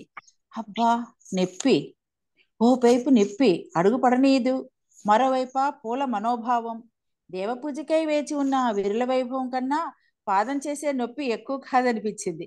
ఈ పారిజాతాలే కదా ఆనాడు సత్యభామ అలకే కారణం, ఈ పొగడ పూలే కదా పొగలమాలగా అలంకరించాయి కృష్ణుణ్ణి. వాడి గళ్ళంలో ఏదో సంబంధం లేని ఆలోచనల పలాయనంలో ఉదయం నడక అలాగే గంటసేపు సాగిపోయింది. వీటన్నిటినీ వీక్షిస్తున్న నింగిలో చందమామ వెళ్ళలేక నెమ్మదిగా తన ఉనికిని తగ్గిస్తే ఆ వేళలో వెన్నెల చల్లదనం కరిగిస్తూ నేనొస్తున్నానంటూ దినకరుడు తన వాడి వేడి కిరణాలతో వేసవి సెగల గొడుగు పట్టాడు. సింధూర వర్ణంతో పైకి ఎగిసి వస్తున్న ఆ బింబం ఉషనుదుటిన ఎర్రని కుంకుమగా అందంగా దర్శనమిస్తే ఆ ఉషోదయ కాంతులలో మల్లెల మురిపాలు, పారిజాత పొగడ పూల సుగంధ సౌరభాలు, వేపపూత కమ్మని వాసన, నేలరాలిన లేత మామిడి రుచుల అనుభూతులతో కోకిల కూతుల మనసును మత్తెక్కించి మత్తమయూరమైన భారమైన హృదయం ఒంటరిగా బాటల వెంట అలుపెరుగా నడవాలంటే ఒక పరిపూర్ణ స్త్రీ హృదయం తన కర్ణ ముఖద్వారాల దగ్గర తన ప్రియమైన చెలుకాని మృదు మధుర గుసగుసలు కోరుకోవడంలో తప్పే ఉంది? తప్పేం లేదు కదా. ఆరంభం నుంచి ఇంటి గుమ్మం దాకా సాగనంపే ఆ కమ్మని ఉసుల కోసం పరితపించడంలో ఆరాటపడటంలో దోషమే ఉంది చెప్పండి? అదే కదా ఉదయం నడక వేళ ఉషద్వైభవం అంటాం. యుగ యుగాలుగా ఇలానే సాగిపోవాలి ఈ చిన్ని కోరిక సాగిపోవాలి. తన నులివెచ్చని కౌగిల్లో ఎలాగో బంధించడు కదా. ఈ వసంత ఋతువు తెచ్చిన పరిమళపు మత్తు కంటే చెలికాని మెత్తని పలుకుల మత్తిచ్చే కిక్కే వేరు కదా. ఇంత చేసి ఇదంతా ఈ ఆనందం అంతా వీధి గుమ్మం దగ్గరే ఆగిపోతాయి. అవును కదా, నడకకు వెళ్ళొస్తే వచ్చేటప్పటికి వీధి గుమ్మం దగ్గరే ఆగిపోతాయి మన ఆలోచనలన్నీ. ఊహల ఊయలలో డోలాయమానంలోంచి ఉలిక్కిపడి లేచి వీధి గేటు తెరిస్తే మరల ఈ లౌకిక సంసారం బంధం యావర్తి ఇంతేనా ఈ జీవితం? ప్రకృతి పరవశం లేదు, పడుచువాడు రానే రాడు, అంతా వికృతే, మనసంతా వికారమే. వినోదం మనోవికాసం లేని ఏ విధమైన స్పందన లేని పేలవమైన సంసారం. మన తల్లిదండ్రులతో లేము, మన పిల్లలు మనతో లేరు, ఉండరు. మనం ఉంటున్నామా? ఉండట్లేదు కదా. మన పిల్లలు ఉండడానికి మనం పోలేము, వాళ్ళు రాలేరు. అంతే, అదిగే అధికారం అవకాశం లేదు. అంతే, ఒంటరితనమే. మనం ఏకాకులమే. కాకులైనా జంటగా కూస్తూ కావు కావు కావు అంటున్నాయి, కూస్తున్నాయి. జంటగా మిగిలేదు ఏమిటి? ఏమీ లేదు. ఏమిటి? ఒంటరితనమే. నీ చివరి పైన దగ్గర పడుతోందని సూచిస్తూ అలవాటు పడబోయే మనసా అంటూ ఒంటరితనమే తోడు. ధన్యవాదాలండి. ధన్యవాదములండి నాకు ఈ అవకాశం ఇచ్చినందుకు. ఉమాదేవి గారిని పరిచయం చేయండి. ఇప్పుడు మీ దగ్గర నా తర్వాత ఉందండి. నా తర్వాత ఉమాదేవి గారు. ఉమాదేవి పోచం దాసరి మోహన్ పరిచయం ఉందండి. అయితే నేను చదువుతానులేండి ఉమాదేవి గారి పరిచయం. ఓకే, సరే, ఓకే, సరేనండి. నాకు ఈ అవకాశం ఇచ్చినందుకు ధన్యవాదములు. నన్ను విన్నందుకు సభలోని వారందరికీ కృతజ్ఞతలు. ధన్యవాదాలు మీకు. నేను ఇప్పుడు ఉమాదేవి పోచంపల్లి గారిని పరిచయం చేస్తాను. ఉమాదేవి పోచంపల్లి గోపరాజు గారు హ్యూస్టన్ వాస్తవ్యులు. దాదాపు 3.5 దశాబ్దాలుగా టెక్సస్ వారి స్వస్థలం. ఉమగారు కథలు, కవితలు, హైకూనలు, సప్తపదులు, నానీలు మున్నగు సాహితీ ప్రక్రియల్లో కృషి చేస్తూ ఉంటారు. వీరికి చిత్రలేఖనము, ఆంగ్ల భాషలో రచనలను కూడా మంచి అభిరుచి కలదు. వీటిలో సప్తపదులోని ప్రక్రియ శ్రీ సుధామ గారు సృజించారు. సప్తపదులలో 7 పదాలతో జీవితం తీర్పిడి విషయాలను మొదటి 2 పదాలను ఒక్కొక్క వరుసలో ప్రాసతో రాసి మూడవ వరుసలో 5 పదాలతో కవితాత్మకంగా తెలిపి 7వ పదాన్ని ఒక 2 పదాలతో ప్రాసతో అందించాలి. సరే, మీరు అది అందించడం ఏంటో చేయండి. మీ వేదిక మీదే. ఉమాదేవి గారు, కవితా వేది మీకు. ధన్యవాదాలండి. నమస్తే అండి అందరికీను. తెలుగు తల్లికి అమూల్యమైన సేవ చేస్తున్న నవీన్ చంద్ర గారికి ఈ అవకాశం ఇచ్చినందుకు ఎంతో ధన్యవాదాలు అందిస్తూ, వేదికను అలంకరించిన అరవల్లి శ్రీదేవి గారు ఇంతకు మునుపు చదివిన సీసమాలికలు యాదాద్రి లక్ష్మీ నరసింహస్వామి కవితా సంకలనం ఎంతో అద్భుతంగా, అత్యద్భుతంగా గానం చేశారు. వాటి భావనలు అవి మళ్ళీ మనకు పునర్దర్శనం ఇవ్వటం మనం చేసుకున్న సుకృతం ఇది. యాదాద్రి లక్ష్మీ నరసింహస్వామి గారి కవిత గురించి, యాద మహర్షి భక్తితో యాదాద్రిని భూమిపైన ఉదయింప చేశారని, తర్వాత కొన్ని సీస పద్యంలలో నామజపం గురించిన మంచి శుభ విషయాలు చెప్పారు. వాటి ఉపయోగం ఎంత అంటే, ఆ నామజపం వల్ల మీకు స్వయంగా వైకుంఠం కూడా అందిస్తారు అన్నట్టుగా చెప్పారనమాట. ఇది చదువుతున్నప్పుడు నాకు తప్పకుండా శేషప్ప కవి గారి తెలుగులో నృసింహ శతకం అని కొన్ని పద్యాలు కూడా జ్ఞాపకం వచ్చాయి. ఈ విధంగానే ఉన్నాయి. మూలం బహుశా వ్యాస భగవానులది కావచ్చును. భూషణ వికాస శ్రీధర్మపుర నివాస దుష్ట సంహార నరసింహ దురిత దూర అని వారు రాశారు. ఇందులో మనకు యాదవ మహర్షి అందించిన యాదాద్రి లక్ష్మీ నరసింహస్వామి కూడా నాకేం తక్కువ లేదు, ఉన్నాను మీకోసం, ఇక్కడే ఉన్నానని వచ్చారు మనకు. తర్వాత వీరు అందించిన వసంత హేళ మల్లెల మాలికలాగా అందించారు. అది ఎంత బాగుందంటే, అసలు వసంత హేళ అంతా మల్లెల మాలికలో దాచారేమో, అంత చక్కగా అల్లి పంపించారు వీరు ఈ కవితా మాలిక అనిపించింది. ధన్యవాదాలండి అరవల్లి శ్రీదేవి గారు. మీ కవితలు మరింత మల్లెపూల గుబాళింపులతో మా అందరికీ చేరాలని, మా హృదయాలను ఇలాగే రంజింప చేయాలని కోరుకుంటున్నాను. నమస్తే. ధన్యవాదములండి. ధన్యవాదాలు. లేకపోతే నా ప్రోగ్రామ్ నన్ను కొంచెం క్షమించండి, ఎందుకంటే ఈ ఫైల్ నేను అందరిది ప్రింట్ చేసుకున్నాను, నా తప్ప. అందుకని ఐఎమ్ గోయింగ్ బ్యాక్ అనమాట. వాట్సాప్కి వెళ్ళి నేను మళ్ళీ నవీన్ చంద్ర గారు మళ్ళీ ఫార్వర్డ్ చేస్తే అది చూసి చదువుతున్నాను. సప్తపదులు అనేవి ఏంటంటే కొత్తగా వచ్చిన ప్రక్రియ. అది సుధామ గారు, అల్లన్రాజు వెంకట్రావు గారు అని పేరు విని ఉంటారు, వారు సృజన చేశారు. అందులో 7 పదములు ఉంటాయి. మొదటి 1, 2 పదములు, ఒక లైను 2 లైన్లు లాగా. 3వ లైన్లో 5 పదములు ఉంటాయి. మొత్తం వెరసి మనకు 7 పదములు అందిస్తున్నారు. 1, 2 పదములు వాటికి ప్రాస ఉంటుంది. అదేవిధంగా 3వ లైన్లోని 5వ పదం అంటే 7వ పదం కూడా ఆ ప్రాసతోనే ఉంటుందన్నమాట. వీటిలో మనకు జీవిత సత్యాలేవో అందిస్తుంటారు. స్వామి నవీన్ చంద్ర గారు, మీ వీడియో రావడం లేదండి, మానేశారు. ఇప్పుడు బాగుంది. అయ్యో మర్చిపోయారా? లేదండి, నాకు if I go to WhatsApp నా ఫేస్ వెళ్ళిపోతుంది. అందుకోసం చదవటానికి వెళ్ళాను. ఇది ఏ విధంగా నేను నా ఫోటో పంపిస్తాను, తర్వాత ఫోటో పెట్టేసేయండి దానికి వీలుంటే. ఓకే, థ్యాంక్ యూ అండి. రసబంధురం సుధామధురం, మీరు అందించిన కృతి అత్యంత సరసామృతధరం. ఇవి సప్తపదులు. రోజులు జాజులు గుండెల్లో దిలాసాల నిండుగా ధరించు గాజులు. నేర్పు కూర్పు, కొందరికి కొన్ని ఓర్పు, మరికొన్ని తీర్పు. కోపము తాపము, అనుదినం శాంతంతో ఉంటేనే అందము అపురూపము. తిమిరం మిహిరం, చీకటిలో నుండి బయటపడు దాటిపో కుహరం. తిమిరం శిశిరం, చీకటిలో నుండి బయటపడు దాటిపో కుహరం. గతి యతి, యమ నియమాలచే చింతనలను నియంత్రించే కృషియే నియతి. భాషణములు భూషణములు, వద్దు పురస్కార విభూషణములు, ఆపై దూషణములు.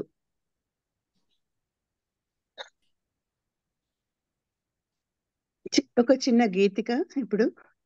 శ్రీరామ్జీ. రాత్రి పూర్తిగా చీకటిగా ఉన్నప్పుడు ఉదయం ఎంతో దూరంలో లేదని అర్థం చేసుకోండి. విషపు జ్వాలలు వ్యాపించినప్పుడు విష్ణువు గొప్పతనం ఎంతో దూరంలో లేదు, అతనే రక్షిస్తాడు. సముద్ర మథనం చేసైనా వస్తాడు. ఒక భక్తుడు కోరిక కోరినప్పుడు గుడిలో నుండి మదిలోకి వస్తాడు. నిన్ను ఘోర కల నుండి తానే రక్షిస్తాడు. నావికుడు అతడే నిర్మల హృదయాలకు. నదిని దాటించేదే వాడు శ్రీరాముడు. తిరిగి వచ్చినదిగో రారెండు.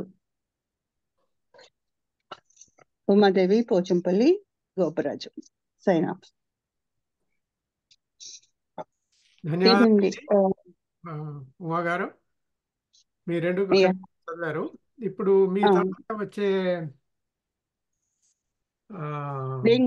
వెలగలేటి వెంకట వరలక్ష్మి కామేశ్వరి గారు, వివివి కామేశ్వరి గారు. వారి పూర్తి పేరు వెలగలేటి వెంకట వరలక్ష్మి కామేశ్వరి గారి గురించి పరిచయం. వారు రాలేదు ఇవాళ. అంచేత నేను ఏం చేస్తాను అంటే రంగారావు గారిని పరిచయం చేస్తాను నేను. ఓకే, మంచిదండి. అలాగే. ఓకే, నమస్తే అండి. మీకు ధన్యవాదాలు మీ కవిత చదివినందుకు. ధన్యవాదాలు మాస్టర్ గారు. నమస్తే. మీకు అవకాశం ఇచ్చినందుకు అందరికీ, శ్రోతలందరికీ కూడా ధన్యవాదాలు. కాసర్ల రంగారావు గారు, ఆయన కవి, రచయిత. ఆయన పరిచయం ఇది. నా పేరు కాసర్ల రంగారావు. పుట్టినరోజు 18 ఆగస్టు 1961. ఎంఎస్సి, పిహెచ్డి, ఎంఎడ్ చేశాను. ఎంఎడ్ కూడా చేశారు. తల్లిదండ్రులు శ్రీమతి కాసర్ల శారదాదేవి, శ్రీ కాసర్ల యాదవ కృష్ణారావు. స్వస్థలం హనుమకొండ. జెన్కో సంస్థలో చీఫ్ కెమిస్ట్రీగా రిటైర్ అయ్యారు. సాహిత్యం నాకు అభిరుచి. ఇప్పటి వరకు భాషాంజలి, అక్షర శిల్పాలు, నానోలు, వచన కవితా సంపుటులు, తెలుగు వెలుగులు, ఆటవేలది, త్రిశతి, శతవాహనుల నుండి 2000 వరకు ఒక శతకము, సామాజిక నీతులు, రీతులపై 2వ శతకము, వైజ్ఞానిక విషయాలపై 3వ శతకం రాశాను. వాటి మకుటములు వరుసగా తెలుగు వెలుగు లివియ తెలుసుకొనవే, రావు నుడువు మాట రాసబాట. మొదటేమో తెలుగు వెలుగు లివియే తెలుసుకొనవే, రెండవదేమో రావు నుడువు మాట రాచబాట, సత్య శోచనలకి ఇది సాటి కలదే. ఈ 3 మకుటాలు వీటిని ప్రచురించారు. ఒక 25 వరకు ఇంగ్లీష్లో కవిత్వాలు రాశారు. ఊర్వశితో ఇంటర్వ్యూలు శీర్షికగా కృష్ణశాస్త్రి, చలం, కార్ల్ మార్క్స్ల బలాలు బలహీనతలు చర్చించబడ్డాయి, ప్రచురితమైనాయి. సమస్య పూరణలు చేస్తుంటాను. 2 కథలు ప్రచురితమయ్యాయి. నాడు కళాలయ సంస్కృత సంస్థ పాలకొల్లు వారు సాహిత్య కవిభూషణ్ బిరుదుతో సన్మానించారు. సెంటర్ సోషల్ డైలాగ్ అవధాన కుమారి గారి ఆధ్వర్యంలో నడిచే సంస్థ ఆహ్వానంపై భారత రాజకీయాల్లో కమ్యూనిస్టులు, చారిత్రక తప్పిదాలు, విహంగ వీక్షణం అనే వ్యాసం ఇవ్వడం జరిగింది. భావ అభ్యుదయ విప్లవ కవిత్వాలు, వాటి ప్రభావాలు, విహంగ వీక్షణం అనే అంశంపై ప్రసంగము. 8వ ప్రపంచ సాహిత్య సదస్సులో అక్టోబర్ 2, 2022 నాడు అంతర్జాల జూమ్ సమావేశం ద్వారా సంభాషించాను. ఇంకా 2021 దాదాపు 10 వచన కవితలు, వందలాది సమస్య పూరణాలు ప్రచురించబడ్డాయి. రంగారావు గారు, వేదిక మీదే. వచ్చి మీ కవిత చదవండి.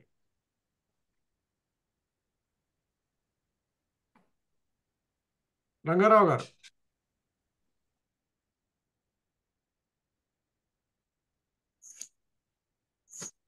ధన్యవాదములండి, నాకు ఈ వేదిక మీద అవకాశం కల్పించినందుకు. నేను ఇక నవీన్ చంద్ర గారి గురించి చెప్పాలంటే ఇక గంటలు సరిపోవు, కాబట్టి అది వదిలేస్తున్నాను. అందరికీ తెలుసు కాబట్టి. ఇక నా కవిత పట్టుదల ఫలాలు. పట్టుదలే పట్టుకొమ్మను పట్టిస్తుంది. అంకిత భావం కృషి అభివృద్ధి సాధిస్తుంది. ప్రదీప్ సేతి కార్మిక జీవితం. చదువుపై మనసు లగ్నం. నవోదయ కైవసం. మెడికల్ సీట్ ఫీజుకై పొలం పుట్ర కైంకర్యం. శ్రామికులంతా నెలకు తలా 18,000తో గట్టెక్కించిన వైనం. ఢిల్లీ ఎయిమ్స్లో ఎండి డెర్మటాలజీ సాధ్యం.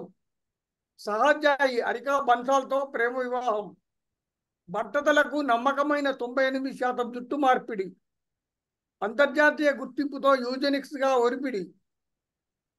దేశంలో చైన్ క్లినిక్స్ ద్వారా రాబడి. తన మూలాలకు వెళ్లి సేవ చేసిన ఒరవడి. బెరునపడి గ్రామంలో 10 కోట్లతో ఉచితబడి. 450 మంది పిల్లలకు ఉచిత విద్య ద్వారా అభివృద్ధి. విద్యార్థుల సంఖ్య 2000కు పెంచాలనే ఆలోచనల సుబుద్ధి. సెమ్మ విజయ్ కుమార్ వంటకాలతో ప్రహార్. అమ్మమ్మ రుచుల్లో సగమైనా తేలేనని ప్రమాణ్. అమెరికాలో సెమ్మ అదిరిందిగా అవార్డుల గ్రహణ్. సేతి సెమ్మలుగా 28 ఏప్రిల్ 2024 ఆదివారం ఈనాడులో విహార్. వీళ్ళిద్దరు క్యారెక్టర్స్ తీసుకొని రాయబడ్డ కవిత ఇది.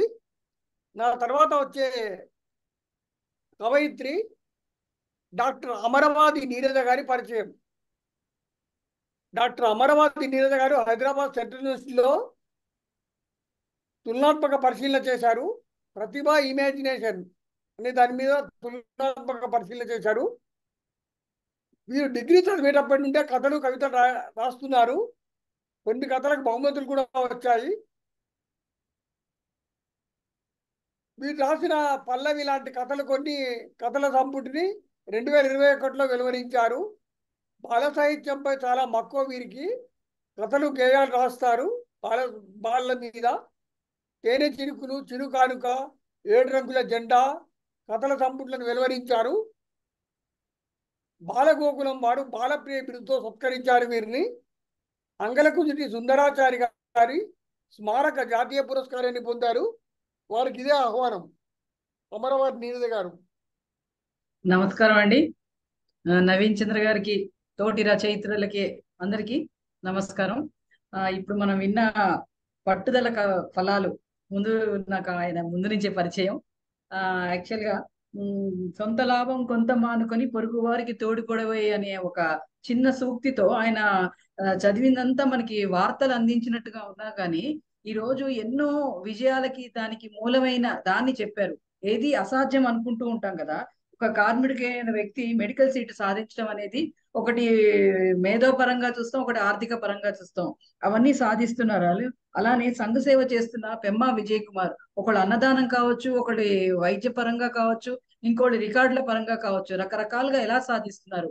పట్టుదల దాని యొక్క ఫలాలని ఇప్పుడు రాబోయే తరాలకు కానీ చిన్న చిన్న వాటికే నిరాశ నిస్పృహతో అన్ని కోల్పోతున్న వారికి ఒక ఏమంటారు ఒక పాఠంగా ఆయన అందించిన తీరు చాలా బాగుంది. అభినందనలండి. నమస్కారం. ఇప్పుడు నా కవిత చదువుతున్నాను.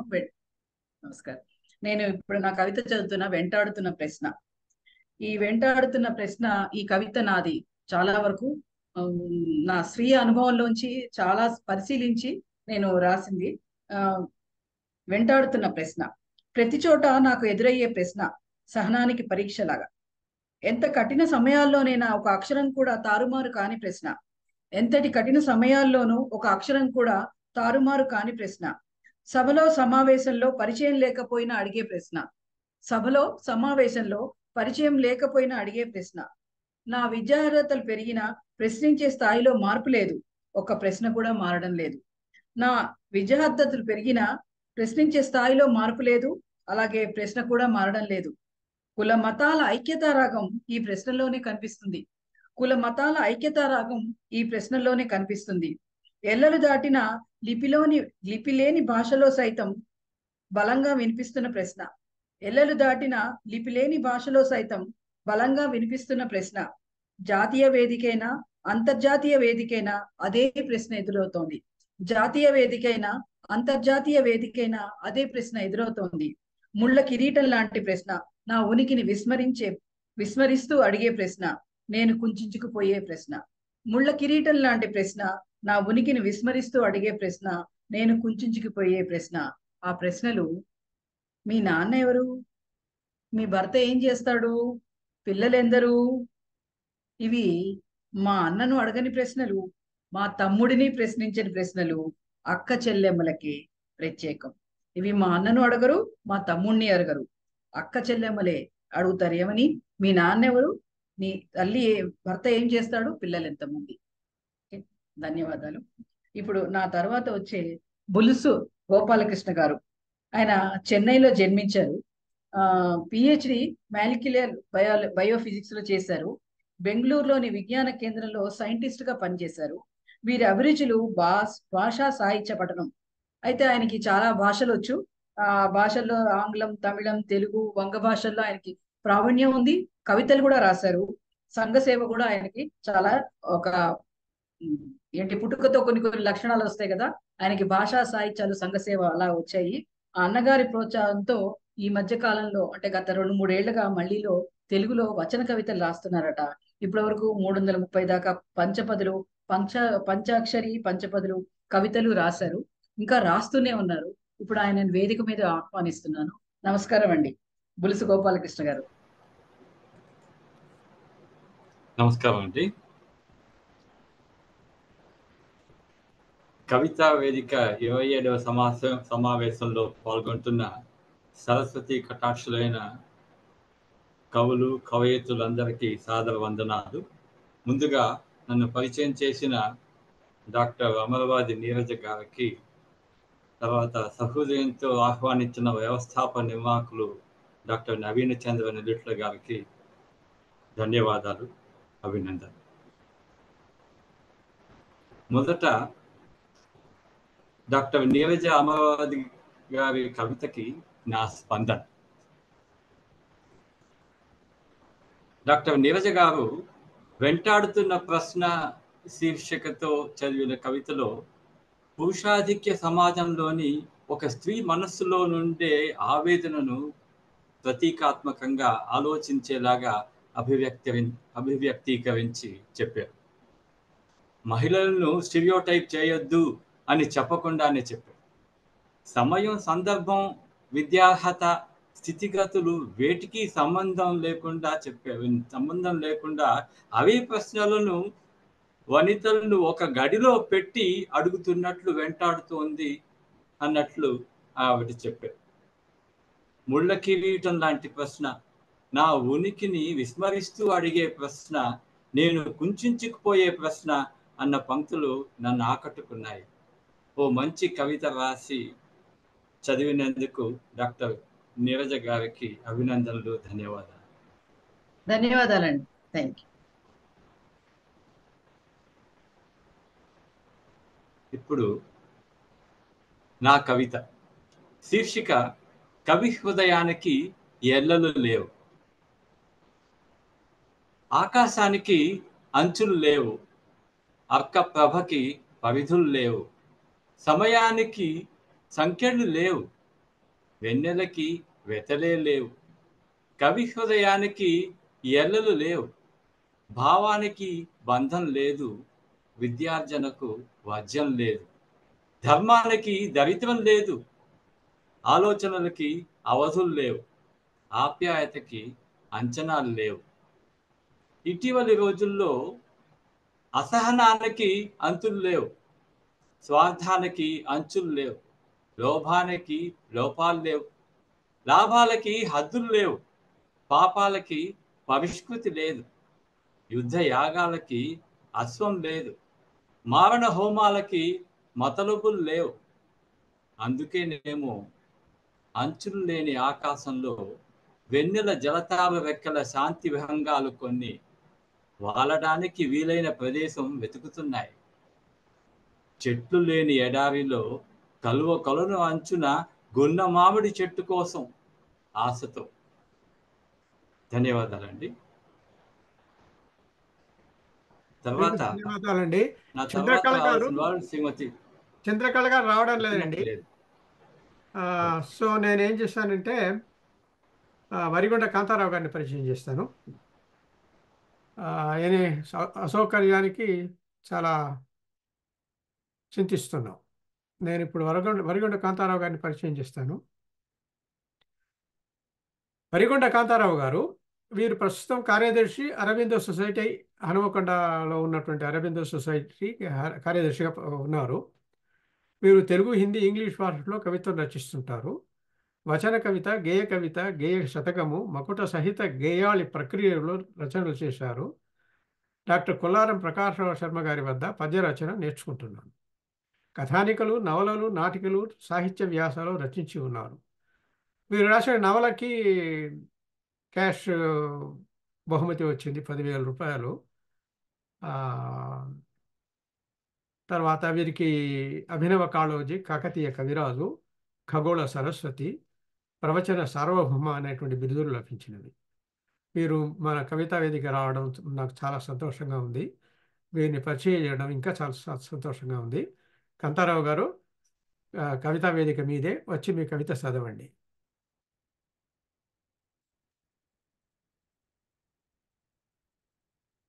మీరు అన్మ్యూట్ చేసుకోవాలా కాంతారావు గారు? కాంతారావు గారు అన్మ్యూట్ చేసుకోండి. నమస్కారం అండి. కవితా వేదికలో ఉన్న పెద్దలందరికీ నమస్కారం. చక్కని కవిత్వాలు ఇంతవరకు వింటూ ఉన్నాను. అందరికీ నమస్కారం. ఈ వేదికకు పిలుస్తున్నటువంటి నవీన్ చంద్ర గారికి చాలా చాలా ధన్యవాదాలు. నేను కవిత్వం రాయడం ఆపేస్తానేమో అని నాకే సందేహం కలిగే సమయంలో కవితా వేదికతో పరిచయం కల్పించారు బండారు ఉమామేశ్వరరావు గారు. దానిని అందిపుచ్చుకొని నవీన్ చంద్ర గారు ఇచ్చేటటువంటి అపారమైన ప్రోత్సాహంతో నేను కవిత్వాన్ని కొనసాగిస్తూ ఉన్నాను. వారు చెప్పినట్లుగా కొల్లార ప్రకాశరావు గారి దగ్గర నేను ఈ పద్య రచన నేర్చుకున్నాను. ఇవాళ పద్యాలు వినిపించడానికి పోతున్నాను. ఇంతకుముందు గోపాలకృష్ణ గారి కవిత చాలా హద్దులు లేని, ఆకాశానికి హద్దులు లేవు, అదే సూర్య ప్రకాశానికి హద్దులు లేవు, మంచితనానికి హద్దులు లేవు, మిత్రత్వానికి హద్దులు లేవు, చాలా చక్కగా చెప్పారు. లోకం పాడైపోతుంది, ఎడారిలో బాలడానికి అని చెప్పి చెట్టు కోసం, ఖర్జూర చెట్టు కోసం అని ఎత్తుక్కుంటున్న హంస గురించి చెప్పారు. చాలా సంతోషం అండి, చాలా మంచిగా ఉంది కవిత. ధన్యవాదాలండి. ఇప్పుడు నా పద్యాలు వినిపిస్తాను. ఒకటి సీస పద్యము, ఇంకొకటేమో తేటగీతి మాలిక. పనికిరాని వెధవ పనిలోకి వచ్చన పనులు చెడును వాని ప్రతిభలేమి. పనికిరాని వెధవ పనిలోకి వచ్చన పనులు చెడును వాని ప్రతిభలేమి. పనికిరాని వెధవ పాలకుండైనచో దేశమంత చెడును దిశను మరచి. పనికిరాని వెధవ పాలకుండైనచో దేశమంత చెడును దిశను మరచి. నీతి లేని ప్రజకు నీచుడే రాజగున్. నీతి లేని ప్రజకు నీచుడే రాజగున్. జనులు గతిని తప్పి జయమనంగా. జనులు గతిని తప్పి జయమనంగా. దేశమనిననేమో తెలియని జనులకు, దేశమనిననేమో తెలియని జనులకు దేశభక్తిని గూర్చి తెలుప తప్పు. దేశభక్తిని గూర్చి తెలుప తప్పు.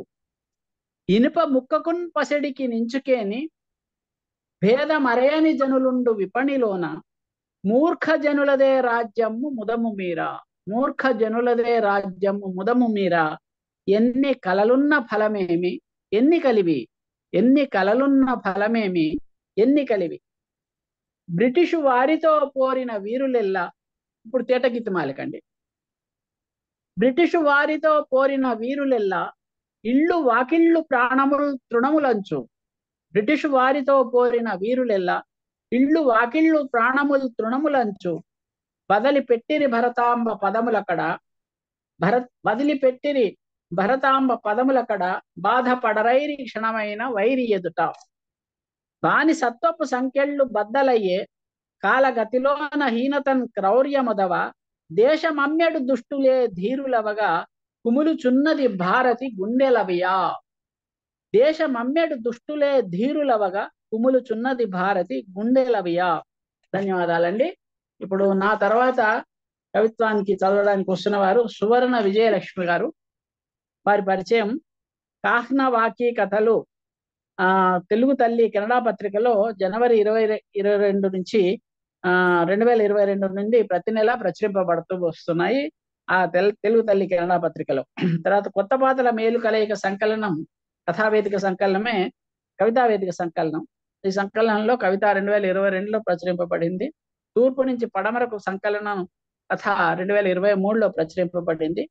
తర్వాత అష్టవిధ నాయకుల పద్య పుస్తకంపై రాసిన పద్యాలు మే 2020లో ప్రచురణ పొందినాయి. కెనడా కథలు పుస్తకంలో కథలు ప్రచురించారు. నెలకొక కథ చొప్పున ఆగస్టు 2021 నుంచి డిసెంబర్ 2023 వరకు వారు కథలను వెలువరించారు. హరి సంకీర్తనాచార్య అన్నమయ్య సంకలనంలో పద్యాలు ఆగస్టు 2021లో వెలువరించారు. తర్వాత ఒక అముద్రిత శతకం కూడా ఉంది, కృష్ణ శతకం దాని పేరు. అలాగే మాంట్రియల్ నగరంలో గల తెలుగు సంఘానికి అధ్యక్షురాలిగా కొన్ని సంవత్సరాలు బాధ్యతలు చేపట్టి విజయవంతంగా నిర్వహించారు. ఆధ్యాత్మిక పరంగా మన సంస్కృతి సంప్రదాయాల పద్ధతులు, పూజలు, హోమాలు, జపాలు జరుపుకోవడం కూడా చాలా ప్రీతికరం ఆవిడకి. మాంట్రియల్లోని హిందూ మందిరంలో అన్ని ముఖ్య కార్యక్రమాల్లో కూడా పాల్గొంటూ ఉంటారు. సోణ విజయలక్ష్మి గారు, మీకు స్వాగతం అండి. కవితా వేదిక మీదేనండి, రండి. నమస్కారం. నమస్కారం అండి. సభాసదులందరికీ నమస్కారం. నవీన్ చంద్ర గారికి ప్రత్యేక నమస్కారాలు. కాంతారావు గారు, మీరు పరిచయ వాక్యాలు బాగా చెప్పారండి. మళ్ళా నా పేరు చెప్పుకోవసరం లేకుండా మీ పద్యం గురించి, ముందు పద్యాల గురించి విశ్లేషించాలంటే అసలు మన జాతీయ భావం ఎంతవరకు ఉన్నదో అర్థం అవుతున్నది. ఈ మధ్యన ఇటీవల జరిగిన ఎన్నికల్లో వారి భావాలు వాళ్ళు ప్రకటించడానికి వాళ్ళ ఆలోచనలకి కొంచెం బ్యాక్గ్రౌండ్ లాగా మీరు రాసిన పద్యాలు చాలా బాగున్నాయండి. ముఖ్యంగా ఈ కాలం వాళ్ళకి తెలియకపోవచ్చు, కానీ ఒకప్పుడు స్వాతంత్రం కొరకు ఇల్లు వాకిళ్ళు తృణములంచు వదిలిపెట్టి భారతాంబ పాదము కడ అని మీరు రాసిన వాక్యాలు నిజంగా ఆలోచింపజేసేవి. ఇక తర్వాత ఈ ప్రస్తుతం ఎవరిని అయితే ఎన్నుకుంటామో పనికి రాని వెధవ పాలకుండా అయినచ్చు అని బాగా వర్ణించారండి. చాలా బాగా రాశారు. అభినందనలు అండి. మీ కవిత పద్యాలకు బాగున్నాయి, చక్కగా.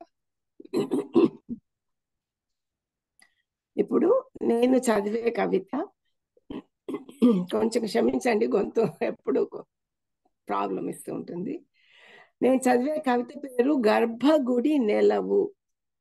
అంటే 3 రోజుల క్రితం మనం అమ్మల ప్రత్యేక రోజు జరుపుకున్నాం కదా, ఆ సందర్భంగా నేను రాసిన కవిత ఇప్పుడు చదవబోతున్నాను. అంటే ఆ జగన్మాత అమ్మ రూపంలో ప్రతి శిశువుకు శక్తిని, రూపాన్ని అమ్మ గర్భంలో ఇస్తుందని నా నమ్మకం. అదే నమ్మకంతో ఆ జనని ఒక్కొక్క మాతృమూర్తిగా ప్రాణశక్తి ప్రసాదించిన దేవతగా, ఆ దేవతామూర్తికి అంజలితో నా పద్యం, నా కవిత అన్నమాట.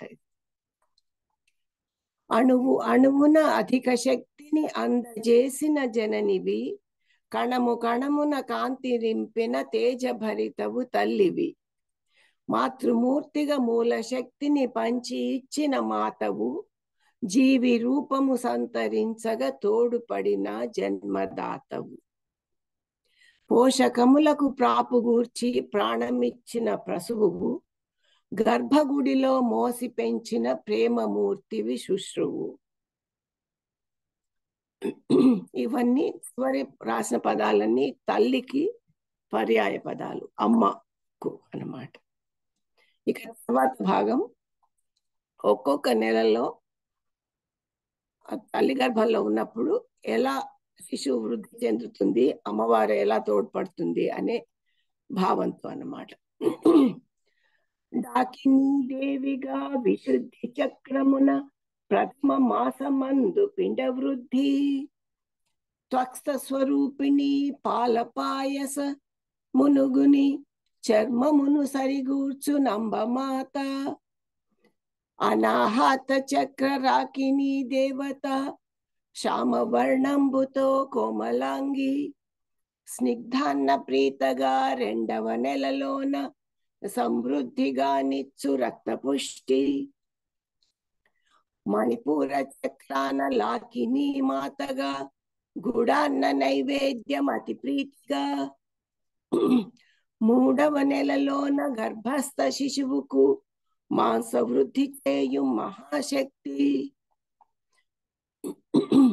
కాకిని దేవత దధ్యాన్నమునుగొని మేధస్సు వెంచడి స్వర్ణమూర్తి, స్వాధిష్టాన చక్రమున నెలకొన్న శక్తిగా నాల్గవ నెల నిల్పు నిశ్చలముగా మూలాధారమందు ముజ్జగముల నేలు శాకినీ దేవత పంచవదన అస్థి సంస్థితిగా 5వ నెలయందు ముద్గౌదనముతో ముదముగూర్చు శుక్రవర్ణమాత హాకినీ దేవత హరిద్రా పులిహోర అమృతము ఆజ్ఞాచక్రమున మజ్జా సంస్థగా 6వ మాసమున వృద్ధి నొసగు 7వ నెలయందు యాకినీ దేవత సహస్రార చక్రమున కొలువుదీరి శుక్ల సంస్థితగా సర్వోదన ప్రియ సంపూర్ణ దిశిషు దేహాకృతి జీవశక్తి 8వ నెలయందు సమృద్ధిగా నొసగు పరిపూర్ణ దారుఢ్య దేహశక్తి లలితాదేవిగా నిరతము కాపాడి ప్రజ్ఞాపాఠవముల ప్రతిభగూర్చు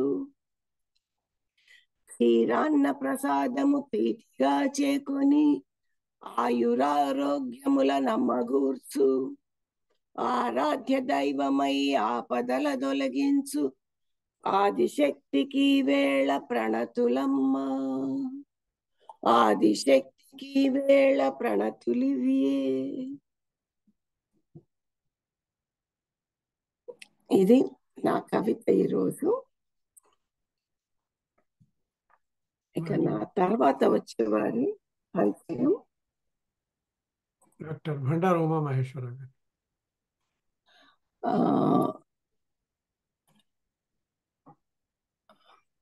భండారు గారు ఉన్నారు కదా, డాక్టర్ భండారు గారు ఉన్నారు. ఆయన ఓపికతో వెయిట్ చేస్తున్నారు. అలాగండి, అంత ఓపికతో వెయిట్ చేసేందుకు చాలా సంతోషం అండి.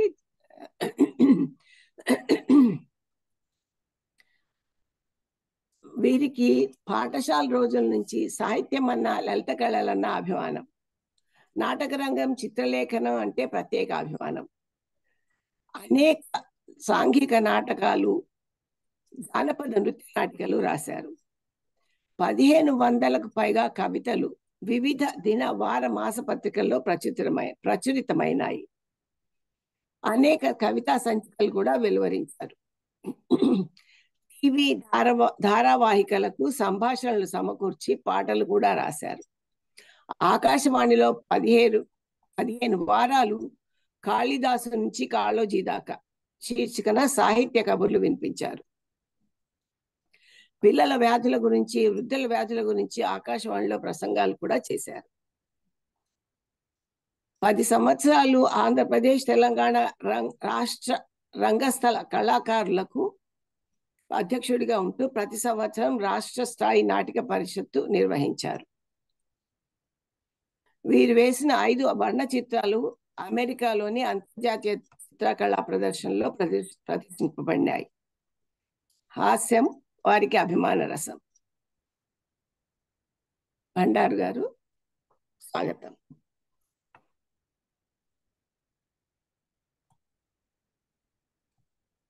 భండారు గారు, ఉమామేశ్వరరావు గారు, మీరు అన్మ్యూట్ చేసుకోవాలా, తర్వాత వీడియో కూడా మొదలు పెట్టాలా. ఉమామేశ్వరరావు గారు,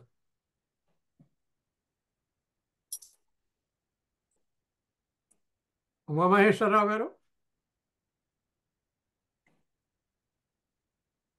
అన్మ్యూట్ చేసుకోవాలండి.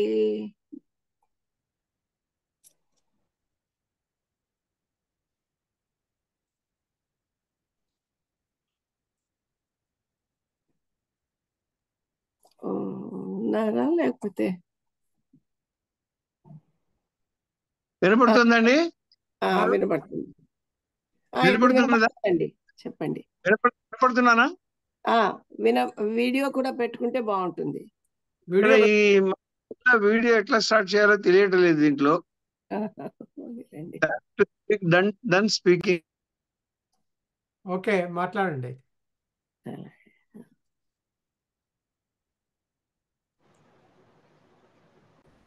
అయ్యో, మళ్ళీ మ్యూట్ చేసుకున్నారు, అన్మ్యూట్ చేసుకోండి. వీడియో పెట్టబోయి మ్యూట్ పెట్టారా? ఇప్పుడు మాట్లాడండి, పర్వాలేదు. ఇప్పుడు వినపడుతుందండి? అవునండి. వినపడుతుంది. ఇంతకుముందు చదివిన కవయిత్రి గారు అణువణువున కణు కణువున అంటూ ప్రారంభించి చాలా లయబద్ధంగా ఆవిడ కవిత్వం వినిపించారు. ఎంత వచన కవిత్వం అయినప్పటికీ కూడా లయాన్వితం అయితేనే ఆ కవిత వినడానికి ఇంపుగా ఉంటుంది. ఎందుకంటే కవిత్వం అనేది ఒక విశిష్ట సాహిత్య ప్రక్రియ. వచన కవిత్వం కూడా వచనమే రాయదలుచుకుంటే వ్యాసం రాయొచ్చు, కవిత రాయదలుచుకుంటే ఆ వచనంలో లయ ఉండాలి. ఆ విధంగా రాసుకుంటూ వచ్చారు. ముఖ్యంగా అమ్మవారి రూపం, లలితాదేవి రూపాన్ని మెడికల్ గా కూడా వారు గర్భస్థ అండాన్ని పిండంగా మారినప్పటి నుంచి, అంటే ఎంబ్రియోగా మారినప్పటి నుంచి ఏ విధంగా వృద్ధి పొందుతుంది, మూలాధారం నుంచి నెలల వారీగా చక్రాలను అధిగమిస్తూ స్వాధిష్టాన చక్రం వరకు వచ్చి ఆ చక్రాలకు సంబంధించిన దేవతలను, వర్ణాలను, లక్షణాలను, దేవతలను కూడా పేర్కొని ఏ నెలలో ఏ ప్రసాదమో చెబుతూ సహస్రారం వరకు ఆ పిండానికి శివశక్తిని ఆపాదించి లలితాదేవి శక్తి ప్రతి తల్లి యొక్క గర్భంలో బిడ్డ రూపంలో, శిశువు రూపంలో వృద్ధి పొందుతుందని జన్మించక ముందే శిశువుకు దైవత్వాన్ని, తల్లికి లలితాదేవి యొక్క శక్తిని ఆవిడ ఆపాదిస్తూ ఆ కవిత్వం రాశారు. వారి భావన చాలా గొప్పగా ఉంది.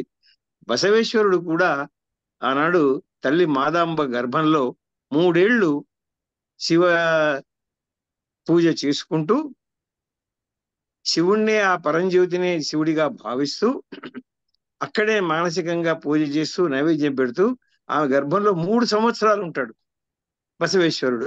బసవేశ్వరుడి పేరు మీరు వినే ఉంటారు. అప్పుడు శివుడు వచ్చి నందీశ్వరుణ్ణి, నాయన ఏమిటి నువ్వు ఆమె గర్భంలో 3 సంవత్సరాలు ఉన్నావు, ఆమె అవస్థ పడుతున్నది అంటే, అప్పుడు ఆమెకు దర్శనం కలలో కనపడి, నేను నీకు రేపు జన్మిస్తున్నాను, నాకు బసవుడు అని పేరు పెట్టు అని చెప్పి ఆయన మరుసటి రోజున ఆవిడ పుత్రునికి అంటుంది. అతనికి బసవుడు అని పేరు పెడతారు.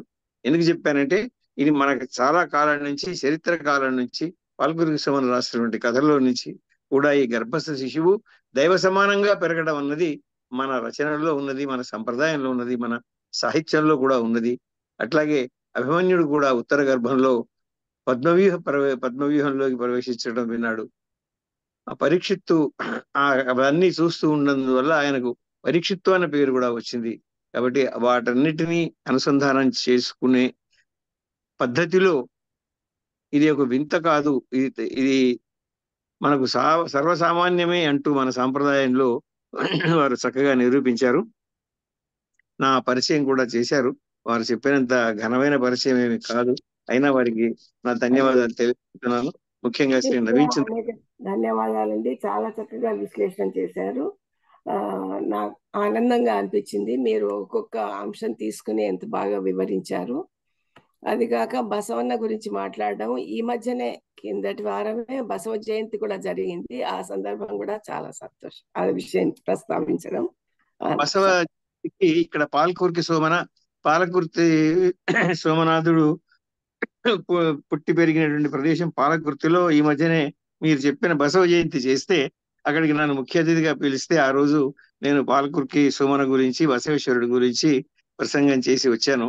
పక్కనే పోతన నివసించిన ఊరు బమ్మెర కూడా ఉంది, అక్కడికి కూడా వెళ్ళి వచ్చాము. చాలా మీరు ఆ ప్రసక్తి తేవడం నాకు చాలా ఆనందంగా ఉంది. ముఖ్యంగా ముందుగా నేను చాలా కాలం తర్వాత ఈ కవి సమ్మేళనంలో పాల్గొంటున్నాను. కొన్ని వ్యక్తిగత కారణాల వల్ల నన్ను ప్రోత్సహిస్తున్నారు పెద్దలు శ్రీ నవీన్ చంద్ర గారు. వారి ప్రోత్సాహానికి అంతర్జాతీయ స్థాయిలో ఆయన ఎక్కడో ఉండి ఈ వయసులో అందరినీ ఒక చోట చేర్చి, అంటే విశేషం ఏంటంటే మేము వరంగల్లో ఉండేవాళ్ళం 3 కవులం ఇక్కడ కలుసుకుంటున్నాం అంతర్జాతీయ వేదిక మీద. వరంగల్లో కలుసుకోకుండా ఇక్కడ కలుసుకుంటున్నాం మేము. కాంతారావు గారు, రంగారావు గారు, నేను ముగ్గురం ఈ రోజు వరంగల్ వాళ్ళమే ఉన్నాం ఇక్కడ. ఈనాటి నా కవిత శీర్షిక అమ్మ అని పిలిచిన. ఈ సంవత్సరం ఫిబ్రవరి 20వ తారీఖున మా అమ్మగారిది 95వ పుట్టినరోజు చేశాం. అది రికార్డ్స్ ప్రకారం. మామూలుగా అయితే ఆవిడకు 100 సంవత్సరాలు నిండినాయి. ఆ రోజున దాదాపు 300 మంది బంధువులు వచ్చారు. పెళ్లిళ్లకు రాని వాళ్ళు కూడా బామ్మ, అమ్మమ్మ, నాయనమ్మ, అత్తయ్య అంటూ ఆమెను చూడాలని చెప్పి వచ్చారు. చాలా ఘనంగా జరిగింది. అయితే మా దురదృష్టం ఏమిటంటే మరుసటి రోజే సరిగా 24 గంటలు తిరగక ముందే బంధువులందరూ ఇంకా పూర్తిగా తిరిగి వెళ్ళక ముందే ఆవిడ కన్నుమూశారు. సరిగ్గా 21వ తారీఖు నాడు ఉదయం 8 గంటలకి. అది కొంచెం తట్టుకోలేని దెబ్బ మాకు. ఈ వయసులో నాకే 74 ఏళ్ళు, మా అమ్మకి దాదాపు 100 ఏళ్ళు. ఇవన్నీ కాలగమనంలో జరిగేవే. అయినప్పటికీ పుట్టినరోజు జరపడం, తెల్లవారు ఆవిడ చనిపోవడం అన్నది ఇముడ్చుకోలేని, జీర్ణించుకోలేని బాధ అన్నమాట. ఆ సందర్భంలో రాశాను.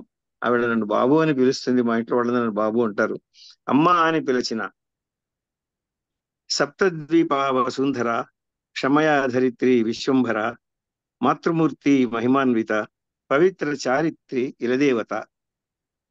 సప్తద్వీప వసుంధర, క్షమయాధరిత్రి విశ్వంభర, మాతృమూర్తి మహిమాన్విత, పవిత్ర చారిత్రి ఇలదేవత. బనిగండ్లపాటి దంపతుల పుణ్యాన, అంటే వారి పుట్టింటి పేరు బనిగండ్లపాటి. బనిగండ్లపాటి దంపతుల పుణ్యాన ఇలలోన వెలసిన తారక విధాన, భండారు వంశాన మెట్టిన గృహలక్ష్మి, సంసార తిమిరాన తెలి సూర్యరశ్మి. బనిగండ్లపాటి దంపతుల పుణ్యాన ఇలలోన వెలసిన తారక విధాన, భండారు వంశాన మెట్టిన గృహలక్ష్మి, సంసార తిమిరాన తెలి సూర్యరశ్మి. యోధుండు విభుండు చంద్రమౌళీశ్వరుడు. చంద్రమౌళీశ్వరరావు మా నాన్నగారి పేరు. యోధుండు విభుండు చంద్రమౌళీశ్వరుడు, అత్తమామలు తోటికోడళ్ళు, బావగారులు మరుదులు నీకు ప్రేమైన వారే తమ్ములు చెల్లెళ్ళు.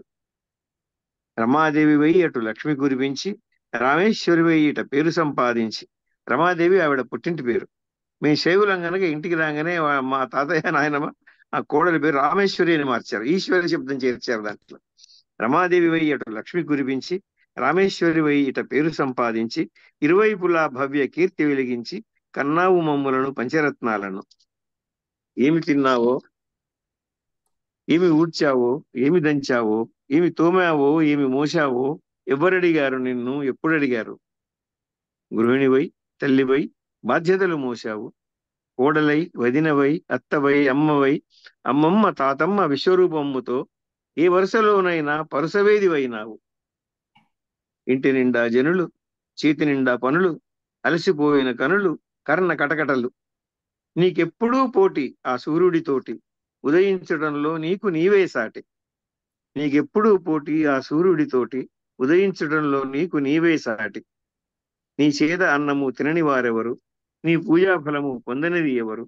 నోములు, వ్రతములు, గదులు, సత్రాలైన అవి ఎంత ఇరుకైనా నాడు సలివేంద్రములు. అంటే మా ఇంట్లో చాలా మంది ఉండేవాళ్ళం అనమాట. అంత ఇరుక్కుని ఉండేవాళ్ళం. నీ చేత అన్నము తినని వారెవరు, నీ పూజాఫలము పొందనిది ఎవరు? నోములు, వ్రతములు, గదులు, సత్రాలైనా అవి ఎంత ఇరుకైనా నాడు సలివేంద్రములు. నాన్న తెచ్చిందేమో నీకసలు తెలియదు, నాన్న తెచ్చిందేమో నీకసలు తెలియదు, నువ్వేమి వండావో నాన్నెన్నడడుగడు. దోసకాయ పప్పు, ఆకంది పచ్చడి, మధురాతి రుచి, మధురమైన రుచి అమ్మ పంచభక్షాలు. నాన్న తెచ్చిందేమో నీకసలు తెలియదు, నువ్వేమి వండావో నాన్నెన్నడడుగడు. దోసకాయ పప్పు, ఆకంది పచ్చడి, మధురమే అమ్మ పంచభక్షాలు. ఖద్దరు తొడిగావు, రాట్నమొడిగావు. అంటే మాది స్వాతంత్ర సమయోధుల కుటుంబం అనమాట. ఖద్దరు తొడిగావు, రాట్నమొడిగావు, పొట్టుపోయి కూరావు, కావడి మోసావు, కందిళ్లు తొడిచావు, మడిబట్టలు చికావు. వందలాది కంచాలు వార్చి వడ్డించావు, వందలాది కంచాలు వండి వార్చించి. కమల విజయలు నీకు ప్రియమైన కోడళ్ళు. కమల నా భార్య, విజయ మా తమ్ముడి భార్య. కమల విజయలు నీకు ప్రియమైన కోడళ్ళు, కంటికి రెప్పలా కాచుకున్నారు. కొడుకులు, కూతుళ్ళు, అల్లుళ్లతోటి, మనమలు, మనమరాండ్రు మునిసంతతితోటి. కమలు విజయులు నీకు ప్రియమైన కోడళ్ళు, కంటికి రెప్పలా కాచుకున్నారు. కొడుకులు, కూతుళ్ళు, అల్లుళ్లతోటి, మనమలు, మనమరాండ్రు మునిసంతతితోటి. మునిమనమలు కూడా వచ్చారు అమెరికా నుంచి ఆ ఫంక్షన్కి. మాతృవందనము రోజు ఈ 4 ముక్కలు చదవలేదే నేను ఎంత బాధమ్మా. తెల్లవారంగానే కనులు మూశావు, గుండె గొంతుకలోనే బావురని ఏడ్చింది. మాతృవందనం రోజు ఈ 4 ముక్కలు చదవలేదే నేను ఎంత బాధమ్మా. తెల్లవారంగానే కనులు మూశావు, గుండె గొంతుకలోనే బావురని ఏడ్చింది. శారద బాబు చిట్టమ్మ ధవళి బుజ్జమ్మ మరి మరి కోరుకుంటున్నారే. అంటే ఈ 5గురము మా అమ్మ సంతానం. శారద బాబు అంటే నేను, చిట్టమ్మ మా చెల్లెలు, ధవళి బుజ్జమ్మ మా చిన్న చెల్లెలు. శారద బాబు చిట్టమ్మ ధవళి బుజ్జమ్మ మరి మరి కోరుకుంటున్నారే. 7 జన్మలైనా మరి ఎన్ని జన్మలైనా మీరే మా అమ్మ నాన్నలే కావాలని. శారద బాబు చిట్టమ్మ ధవళి బుజ్జమ్మ మరి మరి కోరుకుంటున్నారే. 7 జన్మలైనా మరి ఎన్ని జన్మలైనా మీరే మా అమ్మ నాన్నలే కావాలని. సప్తద్వీప వసుంధర మాతృమూర్తి విశ్వంభర. సెలవు. ఇంతటితో నా కవిత అయిపోయింది. ధన్యవాదాలు డాక్టర్ ఉమామహేశ్వరరావు గారు. మీరు కవితా వేదికపై వచ్చి మీ కవిత చదివినందుకు చాలా సంతోషము. ఇక ముందు నుంచి కూడా మీరు రావాలి, వచ్చి మా కవితా వేదికపై పాల్గొని ఇంకా కవితలు చదవాలి, తర్వాత కథలు కూడా చదవాలి. మీరు రాస్తున్న నవల ఇంకా ఎలా ఉంది? అది వచ్చే నెలలో ప్రింట్ అవుతుందండి. ఎప్పుడు ప్రింట్ అవుతుంది? నెలలో ప్రింట్ అవుతుంది. అది త్వరలోనే ప్రింట్ అవుతుంది. మంచిది, చాలా బాగుంది. ఇది మనం చాలా అద్భుతంగా ఉందండి మీ కవిత. ఏమండి? మీ కవిత అద్భుతంగా ఉంది అని వారికి చెప్తున్నాను నేను. అవును, చాలా గొప్పగా రాశారు మీ అమ్మగారి గురించి. అమ్మను గురించి రాసింది ఏదైనా బాగుంటుంది కదా. కరెక్ట్ అండి, ఇది చాలా వ్యాలిడ్ పాయింట్. ఆ, అమ్మే మధురం, అమ్మ మీద కవిత అంతకన్నా మధురం. అవును, అమ్మే మధురము, అమ్మకం పైన కవిత ఇంకా మధురము. అది నిజమే. నిజమే, చాలా చక్కగా రాశారండి. అసలు నా కవితను విశ్లేషించి ఆ వెంటనే వాళ్ళ అమ్మ గురించి రాయడం కూడా వినిపించడం కూడా చాలా సంతోషంగా అనిపించింది. ఆయన చెప్పిన ఒక ముఖ్య విషయం, ఆమె పుట్టినరోజు అని వీరు సెలబ్రేషన్ చేసుకున్న మర్నాడే ఆవిడ స్వర్గానికి వెళ్ళడం. నిజంగా అది అందరూ అక్కడ ఉండగా, తన వాళ్ళందరూ తన చుట్టూ ఉండగా ఈ లోకం వదిలి వెళ్ళిపోవడం అదృష్టమనే భావిస్తారు కదా మన వాళ్ళు. అది ముఖ్యం అన్నమాట. అవును, తప్పకుండా. ఇంకా ఎవరైనా మాట్లాడతారా? బండారు ఉమామహేశ్వరరావు గారు శుభాకాంక్షలు అండి. విదురుడు కోరుకున్న వరం ఏమిటి అనంటే, శ్రీకృష్ణుడు రాయబారానికి వచ్చినప్పుడు విదురు ఇంట్లో భోజనం చేశాట. చేస్తే అప్పుడు ఆయనని వరం కోరుకోమనంటే, మా ఇంట్లో రోజు 1000 మంది బ్రాహ్మణులు భోజనం చేయాలి అని చెప్పాడు. మొదటి కోరిక కోరాడట.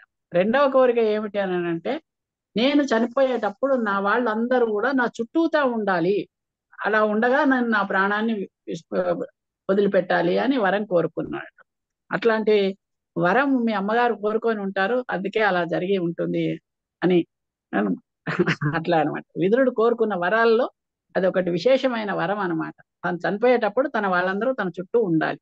అది చాలా గొప్పనైన అదృష్టము, అది ఒక విశేషమైనటువంటి వరం కూడా. అవును, తప్పకుండా. ఇంకా ఎవరైనా మాట్లాడతారా ఈ కవితను గురించి?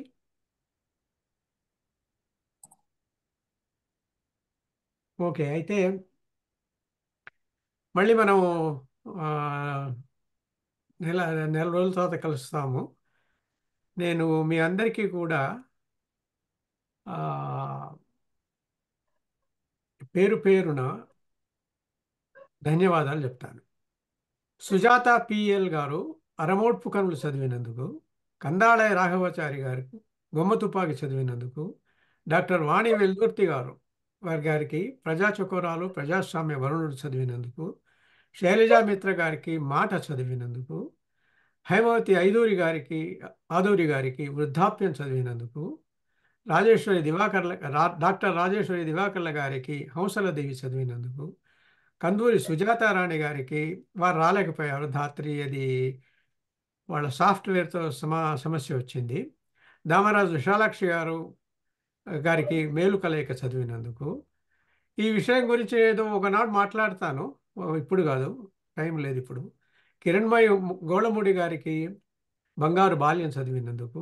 ఇది బంగారు బాల్యమా లేకపోతే వృద్ధాప్యమా లేకపోతే అమ్మ పోవడమా, ఇవన్నీ ఇవాళ జరిగినాయి ఈ కవితా వేదిక పైన. అరవల్లి శ్రీదేవి గారికి యాదాద్రి లక్ష్మీనరసింహస్వామి కవితలు, తర్వాత ఇంకో వేరే కవిత కూడా చదివినందుకు. ఉమాదేవి పోచంపల్లి గోపరాజు గారికి సప్తపదులు ఒక చిన్న గీతిక చదివినందుకు. కామేశ్వరి గారు రాలేకపోయారు. డాక్టర్ కాసర్ల రంగారావు గారికి పట్టుదల ఫలాలు అని మళ్ళీ ఒక కొత్త కవితా ప్రక్రియ ఆయన మొదలుపెట్టారని ఆయనతో అన్నాను. అది ఇంకా కొనసాగిస్తున్నారు వారు. డాక్టర్ నీరజ అమావతి గారికి వెంటాడుతున్న ప్రశ్న, అది చాలా గంభీరమైనటువంటి ప్రశ్న అది.